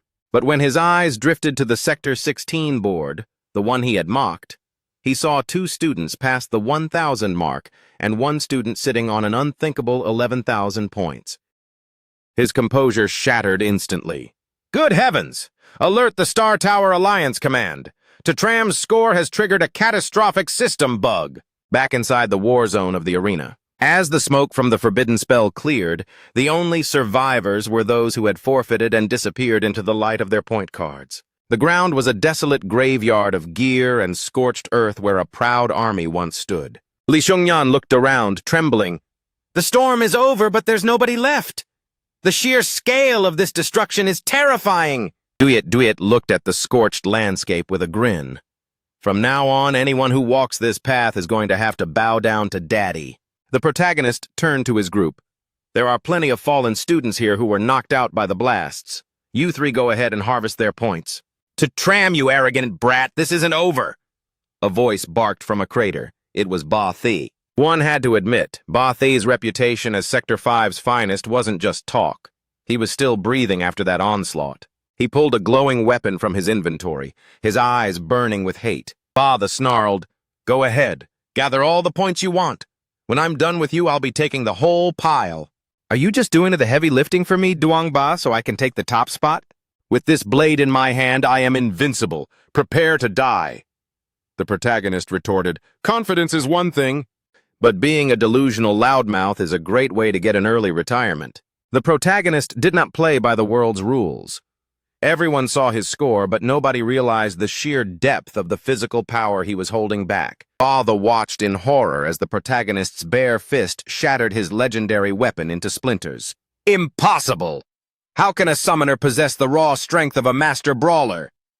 The protagonist followed through with a heavy punch to the solar plexus. The once arrogant titan of Sector 5 was sent skidding across the dirt, defeated by a single casual strike. In a straight fight, the gap was humiliatingly wide. Ba, who had lived his life as a superior being, could barely swallow the bitter taste of defeat. To think that I, the great Duong Ba, lost to a nameless nobody. I am to Tram. Remember that name well. You'll be seeing it at the top for a long time. As Ba sullenly crushed his card to exit the trial, the protagonist didn't even watch him go. Remembering you is a waste of my memory. I'm the daddy you'll never be able to reach. Leloy wiped a layer of sweat from his forehead, sighing in relief. It's finally over. Against all odds, our underdog Sector 16 has actually crushed Sector 5 and shattered the existing record. But peace was short-lived. No sooner had the previous threat vanished than a more sinister one emerged. Young Master La stepped out, clapping slowly. How captivating! Truly a magnificent performance. The protagonist's instincts flared at the sound of the voice, and he spun around instantly. His blood ran cold as he saw his closest friend Tu Long, hanging limp and battered in the grip of a menacing stranger. Li Shuangyan's eyes widened in horror upon seeing the man. She immediately identified the dark aura of an evil class user. Leloy roared with indignation. Who do you think you are? Let go of Tu Long this instant! Young Master La stepped into the light, a twisted smirk on his face. To Tram, it's about time we had an official introduction. The protagonist's jaw tightened. He hadn't anticipated crossing paths with the infamous young Master La in the middle of the exam. Young Master La's eyes turned cold and demanding. Enough games. Hand over what belongs to me. The protagonist's voice was a low, dangerous growl. Release Tu Long or I promise you won't leave this place alive. Young Master La let out a chilling, mocking laugh. You're in no position to threaten me. Maybe I should just end him right here while you watch. The protagonist's fury boiled over into a thunderous roar. Don't you dare touch him! One of the protagonist's lead donkeys didn't wait for a command, charging forward to deliver a crushing kick to young Master La. Young Master La didn't even flinch. He tightened his chokehold on Tu Long and leveled a jagged dagger at his throat. Do you really think a farm animal can move faster than my blade? Leloy's voice trembled with dread. This is turning into a nightmare. Sensing a split-second opening, Li Shuangyan dissolved into the shadows, launching a lethal sneak attack from behind. Young Master La shifted his weight with predatory grace. A shadow assassin? Quite a rare find in a place like this. He parried with effortless precision, his dagger clashing against Li Shuangyan's hidden steel. However, she was more agile than he expected, pivoting mid-air to drive a powerful kick straight into young Master La's jaw. The impact forced him to reflexively drop his guard, allowing her to snatch the battered Tu Long and retreat toward the protagonist. Trying to play hero right in front of me? You think escaping is that easy? Young Master La snarled, flicking his wrist to launch a throwing knife. The blade hummed through the air, burying itself deep into Li Shuangyan's shoulder. While the strike missed her vital organs, the force of the hit left Shuangyan stumbling and severely wounded. Young Master La's expression shifted, his eyes glowing with a manic, demonic light. The scent of fresh blood, it's intoxicating, I live for the slaughter. With the hostage finally clear of the immediate danger zone, the protagonist lunged forward with a heavy fist. You absolute piece of trash, you're dead. The sheer force of the blow slammed into young Master La, forcing him to skid backward across the dirt. While Leloy steadied the unconscious Tu Long, the protagonist knelt beside his wounded ally. Lai Shuangyan, hang in there! She gritted her teeth, whispering, I'll live. The protagonist looked at her with deep gratitude. This is twice now. I owe you a debt I won't forget. Leloy finished checking Tu Long's condition, his voice breaking as he looked at the protagonist. Brother To, He's in bad shape. Every single one of his limbs is shattered. Hearing the extent of the brutality inflicted on his friend, the protagonist's rage reached a breaking point. Tu Long struggled to open his eyes, pleading with the group to flee. Go! Save yourselves! Young Master Law is an evil-class monster. His power is beyond anything you've seen. Young Master Law held up a small plastic card with a sadistic grin. Tu Long's exit card is in my pocket. He stays until I say otherwise. Run if you want, but his life ends the moment you turn your back. The protagonist didn't take a single step back. Instead, he advanced, radiating a murderous aura. You're not a man, you're a beast, and I'm going to put you down. Young Master Law looked at him with bored disdain. Are you throwing a tantrum? I never tire of watching commoners like you squirm in helpless fury. The protagonist unleashed his command to the herd. All of you, trample this monster into the dust! The ground shook as the phalanx of donkeys surged forward in a violent stampede. With a flicker of dark energy, young Master Law moved like a blur, causing several of the charging beasts to vanish into thin air. He adjusted his collar, looking unimpressed. I'll admit your pets have some kick to them, but they're still just toys compared to me. The protagonist didn't blink. Then let's see how you handle the rest. All units full offensive. However, young Master Law had learned from previous encounters. He reached into his vest, pulling out a glowing artifact. I didn't come here to play fair. I've been ready for you. Li Xiongyan's eyes widened as she spotted the object. Is that a high-level seal from a great oracle? With a flick of his wrist, young Master Law hurled the shimmering talisman into the air. Li Xiongyan screamed a warning. To Tram, move! Get out of its range! It was too late. The talisman glowed with a blinding light, locking on to the protagonist's magical signature. In a flash of light, the entire donkey herd, the protagonist's greatest weapon, evaporated instantly. The protagonist stood frozen in shock. What? They're gone! Every single one of them! He tried to channel his mana, but his summoning link felt as though it had been severed by an iron wall. Young Master Law's laughter echoed across the clearing. A sealing talisman, guaranteed to nullify any summoning art.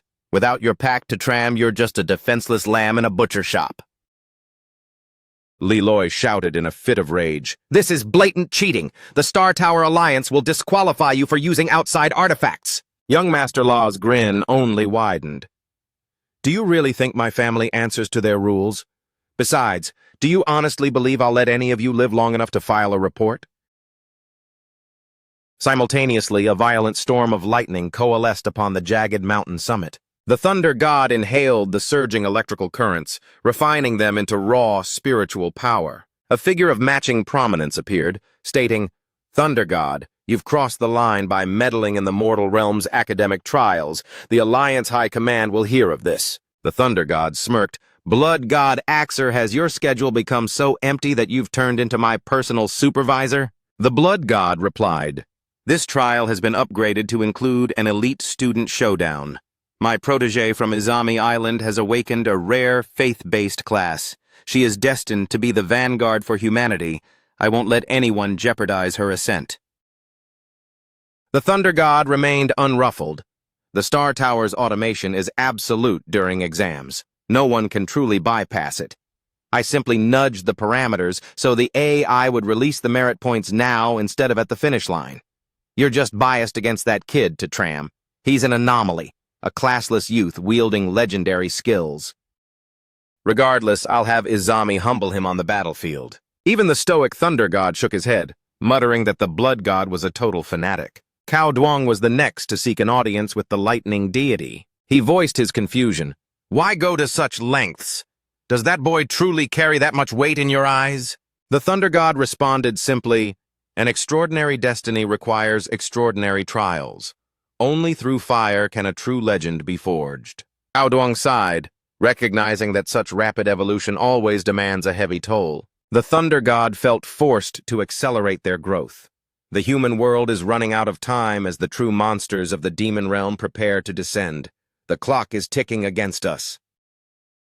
Young Master Law had successfully suppressed the protagonist's beasts, but he couldn't seal the raw fury boiling into Tram's veins. He wound up for a devastating full-force punch. I don't need a herd to break you. You crossed the line when you laid hands on my friends. You're about to find out just how angry I can get." Young Master Law grinned, relishing the challenge. "To Tram, you're quite the surprise for a bottom feeder. To think a summoner could possess such terrifying physical combat prowess." The protagonist growled, "Save the commentary for your eulogy." Young Master Law countered, "Oh, I'll keep talking because snuffing out a light as bright as yours is going to be incredibly satisfying." The protagonist sensed a shift in energy and challenged, "Quit stalling. I know you're hiding a trump card. Show me. What separates the elite from the masses?" "Unlimited capital." Young Master Law bellowed, "God's armor, manifest!" Glistening plate mail fused onto Young Master Law, releasing a shockwave that sent the protagonist reeling. Li Shengyan gasped in disbelief. "The God's armor? That's an artifact from the Abyss dungeon. Bringing a high-tier relic into a student exam is straight-up fraud." Draped in divine steel, Young Master Law mocked, "Well, give me your best shot." The protagonist swung a heavy, frustrated blow, but his fist merely glanced off the impenetrable surface of the armor. "I can't dent it. The defense is on a different level. This gear wasn't meant to be handled by students. Having a powerful family really is a cheat code in itself." Towering over his rival, Young Master Law sneered, "I planned for every variable. This is the weight of the Law family legacy crushing a commoner who didn't know his place. Now I'll end your life and reclaim the key." Young Master Law launched a brutal counteroffensive, finally gaining the upper hand. Protected by his divine shell, the battle became a one-sided slaughter, leaving the protagonist in a desperate position. Tu Long, seeing no way out, yelled to his companions, "To Tram, forget about me! Save yourselves and get out of here!" The protagonist's mind raced, refusing to yield. "Think. There has to be a gap. I've survived too much across 2 lifetimes to fall to a spoiled brat now." Young Master Law sneered, "There is no escape. Not here, and not from my family's reach." Tu Long, desperate to save his friend, held a blade to his own throat. "To Tram, forfeit now. If you don't leave, I'll end it right here." The protagonist looked his friend in the eye. "Too long. Put it down. Trust me one last time. I'm going to end this." "Come on, then. Let's see if your armor can handle the full heat of my rage." Young Master Law remained smugly confident. "Pointless. This armor can shrug off a 7-star master's strike. You're just a bug hitting a windshield." The protagonist charged forward with stubborn, reckless intent. Young Master Law laughed. "You fool, die!" The protagonist activated a hidden ability he'd been holding in reserve. Expert Disrober. In an instant, the legendary god's armor uncoupled and fell away from Young Master Law's body. The protagonist's fist connected squarely with Young Master Law's unprotected chest. Without his divine shield, Young Master Law was defenseless against the explosive power of the Fist of Rage. The protagonist's allies watched in stunned silence at the impossible turnaround. Li Shengyan blinked. What just happened? I've never seen a skill that could forcibly unequip an opponent's gear. Leloy cheered. "We're going to make it! I knew Brother Toe had one more trick up his sleeve." The protagonist looked at his own hands, equally surprised. It actually worked. "I wasn't sure how to trigger Expert Disrober, but I guess I found the sweet spot." Young Master Law scrambled back in a panic. I lost. How is this possible? I don't even understand what you did." "Damn you to Tram, you're a dead man!" The protagonist intercepted the move, kicking away Young Master Law's exit card. "You're not going anywhere. The exit is closed." Young Master Law tried to negotiate, his voice trembling. "To Tram, just hand over that point card. I'll personally ensure the La family stops breathing down your neck." The protagonist responded with a stinging slap across the young master's face. "Are you still lost in a daydream?" Sensing the protagonist's grim resolve, Young Master Law shrieked, "You filthy animal! Do you truly have the guts to murder me?" Dismissing the noise, the protagonist landed a punch that made Young Master Law spit blood. "I wasn't stuttering. I said I'm going to end you." Swallowing his pride to survive, Young Master Law stammered, "Stop playing around. I'm an heir of the Law family. Look, I'm apologizing, all right?" The protagonist didn't miss a beat, delivering another sharp slap. "Who said anything about playing? I've dealt with enough entitled brats like you. The only thing that will finally shut you up is a grave." Young Master Law scrambled backward, desperately trying to talk his way out. "To Tram, think! Killing me gains you nothing. With your current score, you're a shoo-in for Thien Kin Academy. You could even join the elite Thien Fu wing. If you kill me, you'll be disqualified for a major rule violation, and your points will vanish. Tu Long reached out to steady his friend. To Tram, the rules are strict. Intentional killing in the knockout round is forbidden. Don't throw your life away for him, just let it go. Li Shengyan nodded in agreement. Hand him over to the Star Tower Alliance. You're the #1 seed now. Don't ruin your future over a piece of human garbage. Even Lai Loi, the former bully, let out a frustrated sigh. Trust me, I want to snap his neck too, but don't torch your career for this guy, Brother Toe. Young Master Law, misinterpreting their caution as his victory, stood up and brushed himself off. Hear that, Tram? Your friends want a future, but for me, a future is something I buy with a snap of my fingers. I don't even need this exam to get into Tianqin. That's the gap between us. Welcome to the real world. The protagonist turned around, his expression cold and final. I've been living in the real world for a long time. Thinking he had successfully intimidated him, young Master Law held out an arrogant hand. Finally, you're showing some sense. Now give me the card. Give me the... Instead, the protagonist lunged forward, a blade gleaming in his hand. But I'm still taking your life. Young Master Law's eyes bulged as he screamed, Wait! Stop! You're insane! You'll lose everything! You'll never set foot in Tianqin! The blade didn't hesitate, plunging deep into young Master Law. In his final moments, the protagonist leaned in and whispered, I forgot to mention, I've already been accepted via the fast track. Young Master Law took his final breath, his face twisted in a mask of pure, hateful resentment. The protagonist turned back to his stunned companions. Don't stress. I secured my fast-track admission to Tianqin Academy a while ago. Li Shengyan still looked pained.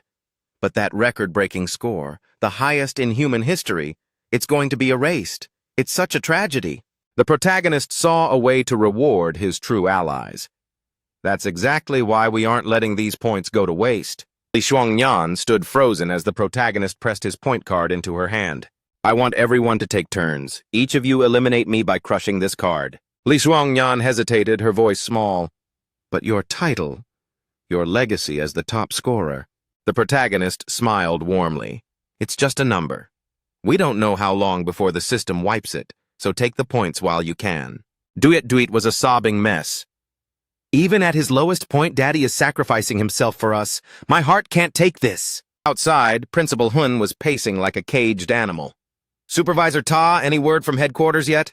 Takansin checking his device. Not yet, but an anomaly of this scale is being handled with the highest priority. Principal An was vibrating with excitement. If that score holds, Tram won't just be a local hero. He'll be the undisputed #1 of the entire human race. Principal Hun scoffed. Keep dreaming. The top spot hasn't touched the Long District in 15 years. There's clearly a glitch in the system. Takansin's device chimed. The Alliance has issued their verdict. Following a deep dive audit by the Star Tower Alliance headquarters, the central AI has verified the data. Tram's score is 100% legitimate. The color drained from Huin Lam's face. He stammered, That's impossible. How could there be no error? Takansin let out a breath he didn't know he was holding. The numbers don't lie. A once-in-a-generation monster has been born into the human race. Principal An let out a jubilant shout. A landslide victory! He's not just the best in the sector, he's the world's #1. In the wake of the exam's humiliating fallout, a group of shadowy figures sought out Principal Hun and his son. The group was clad in the unmistakable crimson robes of a forbidden sect. An elderly bald man led them into the Huin residence. Huin Lam narrowed his eyes, recognizing the garb. The Wild God cult. You've got a lot of nerve. The old man stroked his chin with a thin smile. Allow me to introduce myself. I am Nguyen Van La, the provincial cardinal for the Wild God cult. Huin Lam didn't flinch. A cardinal? You're a big fish to be swimming in open waters. Give me one reason not to put a bullet in you right now. Old Nguyen remained unperturbed. Easy, Principal. I'm here because I believe we have a mutually beneficial opportunity. Huin Lam spat on the floor. We don't share a path. There is no cooperation between us. Old Nguyen leaned in, his voice a low hiss. Our paths may differ, but our destination is the same. The total destruction of Tutram. Surely we can walk together for a mile. Consider this a token of my sincerity. Huinkai gasped, staring at the item. Is that a classless skill scroll? Old Nguyen produced a prize that made Huinkai's pulse quicken. Precisely. And since I know the young master is a swordsman, I hand-picked this scroll specifically to amplify your blade arts. Huinkai's eyes filled with a dark, hungry greed. Despite his pettiness, Huin Lam was still a man of the human alliance. He barked at his son.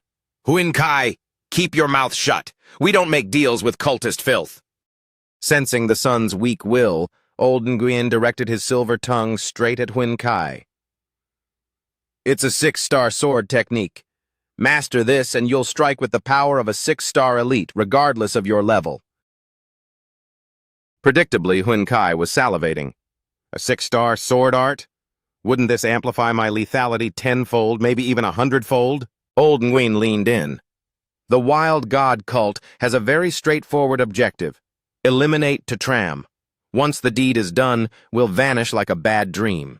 No strings attached, no further ties between us. Huinkai turned to his father, eyes pleading. Dad, just say yes. It's a win-win-win scenario, just this once, for me. Huin Lam delivered a sharp crack across his son's face to break his delusion. Shut your mouth and stay silent. Huinkai was the textbook definition of spoiled brat. Born with every advantage but allergic to hard work. He could only stew in bitterness when a commoner outshone him. He wailed, I just want power. Is that a crime? Why does a nobody like Tutram get to humiliate a principal's son? Old Nguyen played the diplomat with Principal Huin. We all want the same thing here. Why be so difficult? Once young Master Huin masters this elite 6-star technique, he'll leave Tutram in the dust. Huin Lam stood his ground with ironclad principles. This isn't about Tutram anymore. I might not be a saint, but I know where the line is drawn. I will never break bread with the Wild God cult. Huinkai's plea sounded desperate, but it was nothing but pure vanity. Dad, I'm begging you. I wasn't made for some dead-end factory job. I want to be on the front lines, a celebrated hero of the human race draped in glory. Even though it was his own flesh and blood, Huin Lam didn't sugarcoat the truth. Purge those fantasies immediately. A true hero requires an unbreakable spirit. You don't have the heart for it. Huinkai's face twisted in rage. He couldn't stand being denied his desires. Realizing he couldn't corrupt a man with such a stubborn moral compass, old Nguyen decided to remove the obstacle. Before Huin Lam could even draw a breath to defend himself, a lethal strike pierced through him. With his final wheezing breath, he gasped out a warning to his son. Huinkai, run! Seeing his father fall right before his eyes, Huinkai's shock turned into a momentary surge of vengeance. I'll kill you for this! But with a single effortless backhand, old Nguyen sent the boy crashing back to reality. Huinkai sprawled across the floor, trembling and pathetic. Old Nguyen's mask of civility dropped, revealing a predatory smirk. Young Master Huin, now that the principal is out of the way, we can finally discuss our partnership.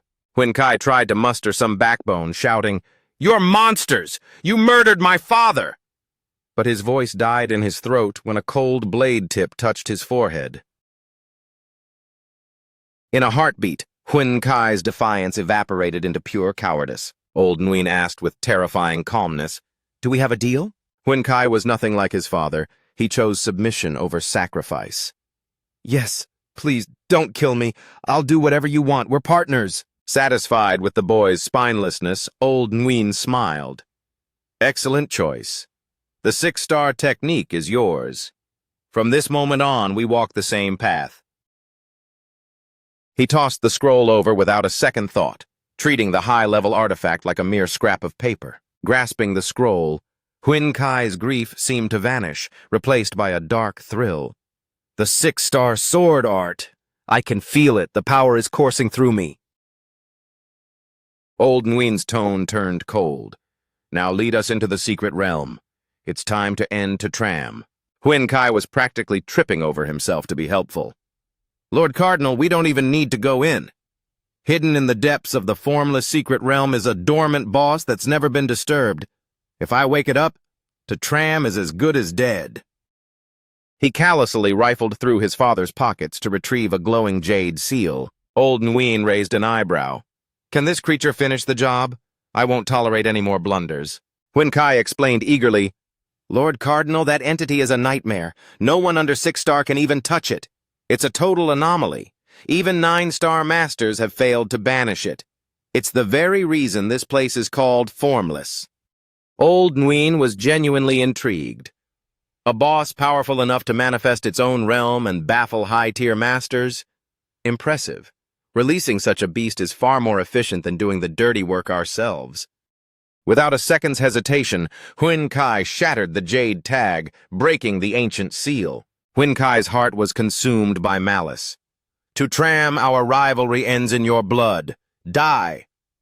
Meanwhile, deep within the heart of the formless secret realm,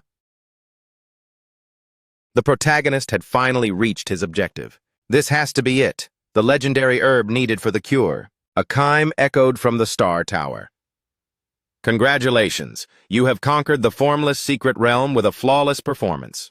Completion rating, rank S. I didn't expect a windfall of god-slaying points here. Those only drop from legendary tier performance in high-stakes dungeons. This place is definitely more than just a standard instance. Formless strategy? It's a physical book, plain paper and ink. That's a first. I've never seen a physical manual awarded for a clear before. Whatever it is, I've got the medicine. I need to move fast. Too long is running out of time. He carefully harvested the glowing blossom, the one thing that could mend his friend's broken body. Just then, the foundations of the entire dungeon began to heave and moan. The protagonist braced himself, scanning the shifting environment. He could sense a suffocating, ancient aura rising from the depths. Something gargantuan was clawing its way up. Suddenly, the earth split open to reveal a colossal, glowing Rubik's Cube. The protagonist gasped as the sheer presence of the object caused the reality of the secret realm to ripple and distort. A hollow, booming voice filled the air. The ancient seal shatters, and the miracle awakens once more. The protagonist stood his ground. What on earth are you? The Rubik's Cube vibrated with power. External interference has awakened the true boss of the formless realm. All exits are now sealed. There is no escape. The protagonist gritted his teeth. A hidden boss trigger? That explains the god-slaying points. Things just got complicated. The cube introduced itself with chilling arrogance. I am formless, the inevitable end for all that is tangible in this universe. I am the zenith that no mortal soul can hope to climb. The protagonist muttered under his breath. A talking puzzle box named Formless? I'm guessing you're the reason this whole place exists. In the blink of an eye, the cube that had been yards away was suddenly hovering mere inches from his nose. The protagonist gasped in shock. Damn, it can teleport instantly! The massive Rubik's Cube slammed into the protagonist with a sickening thud, launching him backward through the air. Formless Cube hummed with a cold, mechanical disdain. Being unable to dictate your own destiny, that is the ultimate tragedy of a primitive life form. You think I'm just some helpless prey? The protagonist roared, calling upon his loyal donkey herd to charge. However, the combined weight and power of the donkey stampede proved completely useless against the anomaly. They passed right through it like ghosts. Does this monster have no physical substance? No, that can't be. If it's intangible, how did it just hit me like a ton of bricks? The Rubik's Cube vibrated condescendingly. I am formless. Little brat. Your primitive brain cannot even begin to grasp the nature of my existence. The protagonist gritted his teeth and lunged forward with his signature move, the full-force punch. Just as his knuckles were about to make contact with the cube's shifting surface, his hand, following the fate of the donkeys, slipped through the cube as if punching thin air. I can't touch it. It is like fighting a shadow. How am I supposed to win a fight if I can't even land a hit? Formless droned. It's over, little brat. Go ahead and weep.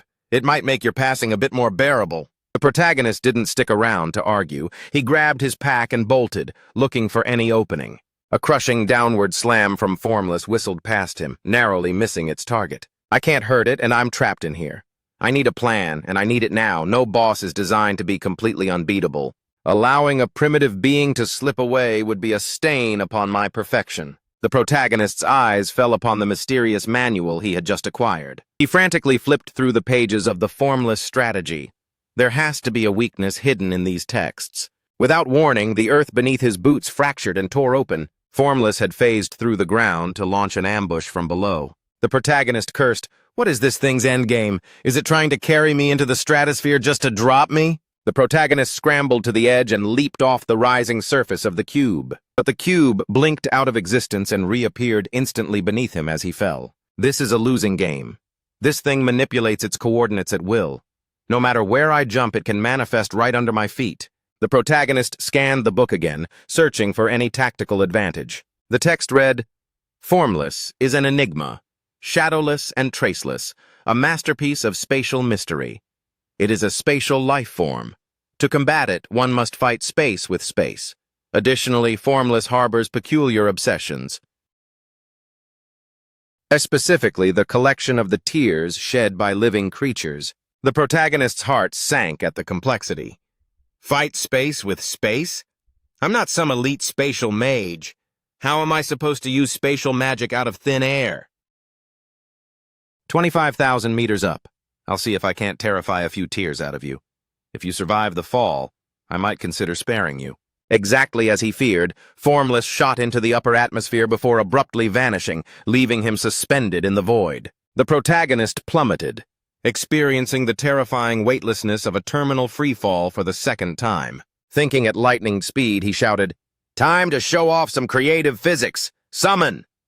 He called forth a confused donkey that had been peacefully grazing seconds ago. The poor animal suddenly found itself hundreds of feet in the air, legs flailing. The protagonist began using the donkeys as living shock-absorbing platforms, perfectly timing his summons and unsummons to break his momentum. Moments later, after a frantic cycle of summoning and dismissing his herd, the protagonist managed to touch down on the ground with a controlled roll. The protagonist's bizarre survival methods actually piqued the cube's interest. "Little brat, how do you possess such an inexhaustible supply of beasts? Your power defies the standard laws of any known class."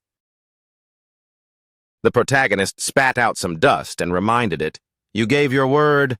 I survived the drop. You let me go." Formless pivoted on its axis, retracting its promise. "Impossible!" The protagonist's blood boiled. "Hey, what happened to the zenith of existence keeping its word?" Formless offered a hollow excuse. "Human oaths and promises are beneath me. They have no binding authority over one who is formless."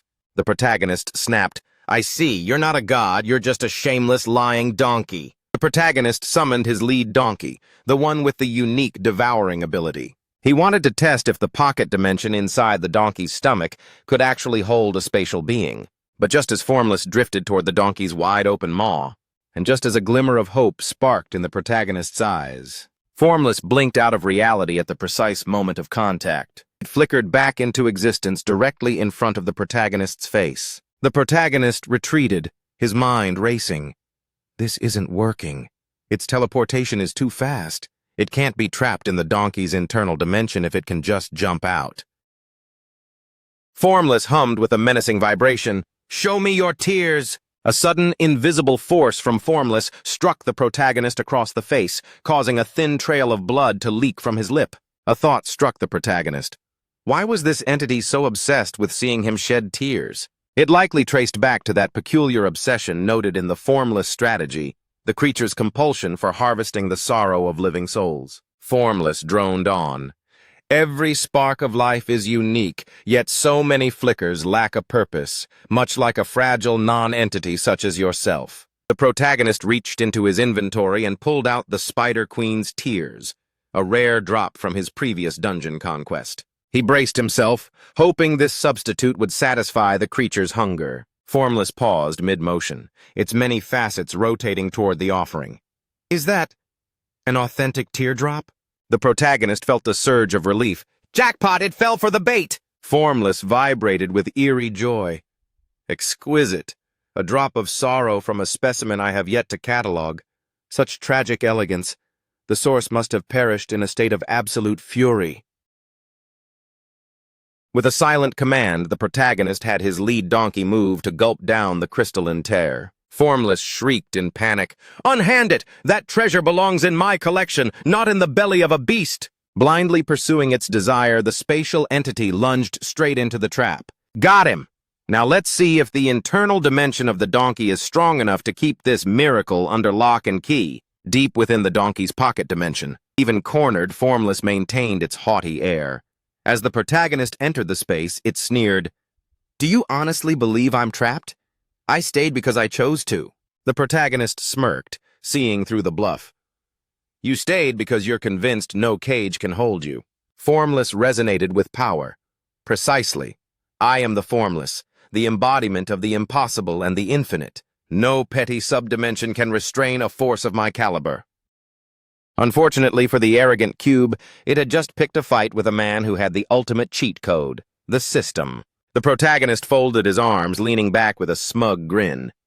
"Finished with the ego trip, or do you want to keep bragging?" Formless attempted its signature shape-shifting transposition to phase out of the realm, but the spatial walls held firm.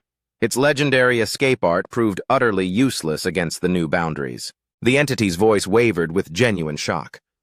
"How can this be? You've actually anchored me? What tier of spatial manipulation is this?" The protagonist didn't mind being honest. "I call it the system overlord's decree." He chuckled to himself, realizing the system's authority far outranked this self-proclaimed miracle. Formless hummed in confusion. "System overlord? I have no records of such a lineage." Turning to leave the dimension, the protagonist tossed one last remark over his shoulder. "Enjoy the solitude. When you're ready to acknowledge me as daddy, maybe I'll come back for a chat." The cube's sophisticated voice devolved into a frantic roar as the system's logic took hold. "You brat! You absolute menace! Release me this instant or suffer the consequences!" Back in the waking world, Principal An delivered the medical report. "The botanical essence you brought back is miracle tier. Trio Tulong's blood toxins are nearly gone. However, repairing his shattered limbs is a different story. You'll need the advanced facilities of a premier academy for that." The protagonist squeezed his friend's hand. "Hang in there, Tulong. People have been brought back from the dead in these dungeons. A few broken bones won't stop us. Once we hit Tien Kin Academy, I'll find a way to fix you." A frantic messenger interrupted them. "Principal! Envoys from the Alliance High Command are here. They've come to decorate Tram for halting that Demon Gate collapse." Observing the approaching party, Liloy whispered in awe, "Is that the Blood Corps Honor Squad? I heard Captain Luke Votien was quite taken with Tulong's female persona during the crisis." Luke Votien stepped forward, standing at sharp attention. "Tram, for your valor in averting a demonic incursion and safeguarding our citizens, the Alliance hereby commissions you as a first lieutenant. I am honored to present your insignia." Principal An's jaw dropped. First lieutenant? Good grief. I've spent my entire career climbing the ranks, and I'm just a sergeant. Does this mean I have to salute my own student on the field?" The protagonist reached out, accepting the heavy silver bars from Luke Votien. Principal An beamed, his pride nearly bursting his buttons. "Simply magnificent. He hasn't even tossed his graduation cap, and he's already a commissioned officer. My academy has truly birthed a legend." Luke Votien offered a crisp salute. "Tram, you are officially the youngest first lieutenant in recorded history. My sincerest congratulations." The protagonist turned the insignia over in his hand. "Quick question, does this come with any other perks, like cash?" Luke Votien blinked. "This rank is about prestige, honor, and authority, the highest accolades we can bestow. The Human Alliance doesn't use a draft. We are a nation of warriors. In times of war, the chain of command is absolute. You now have the power to lead." The protagonist shrugged, his mind clearly on his debts. "Got it. But seriously, can I pawn this medal if I get short on rent?" Luke Votien froze, certain he had misheard. "Pardon?" The protagonist started to repeat himself.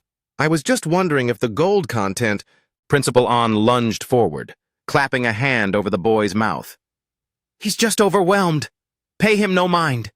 Captain Luke, you must be exhausted from the journey. Please, let us show you to the lounge. Luke Voteen shook his head.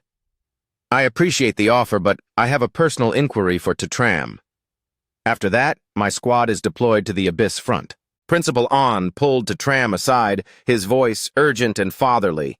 Listen to me. Stop the jokes. This commission is a get-out-of-jail-free card. You can use military merit to wipe your record clean. If you make major, you become untouchable. Not even the most powerful noble houses would dare touch a high-ranking officer. It's your ultimate shield. The gravity of the situation finally clicked for the protagonist. A realization washed over him. The fallout from young Master Law's death was coming. If he could climb to Major, the La family's vengeance would be neutralized by the law. Luke Voteen leaned in, his voice dropping to a conspiratorial whisper. Tram, be honest with me. That stunning girl from the last mission, is she still around? The protagonist gestured toward the wheelchair where Tu Long sat in his usual, somewhat husky male form. The captain stared, his brain short-circuiting. I think there's been a mistake. That's a chubby kid. Where is the lady? The protagonist sighed. Tu Long, do the thing. Put on the transformation gear. With a look of sheer annoyance, Tu Long activated the equipment, shifting his form back into the delicate female avatar. Luke Voteen's heart practically throbbed through his armor, completely blinded by the visual despite knowing the truth. He rushed to the wheelchair. She looks so pale. My lady, what has befallen you?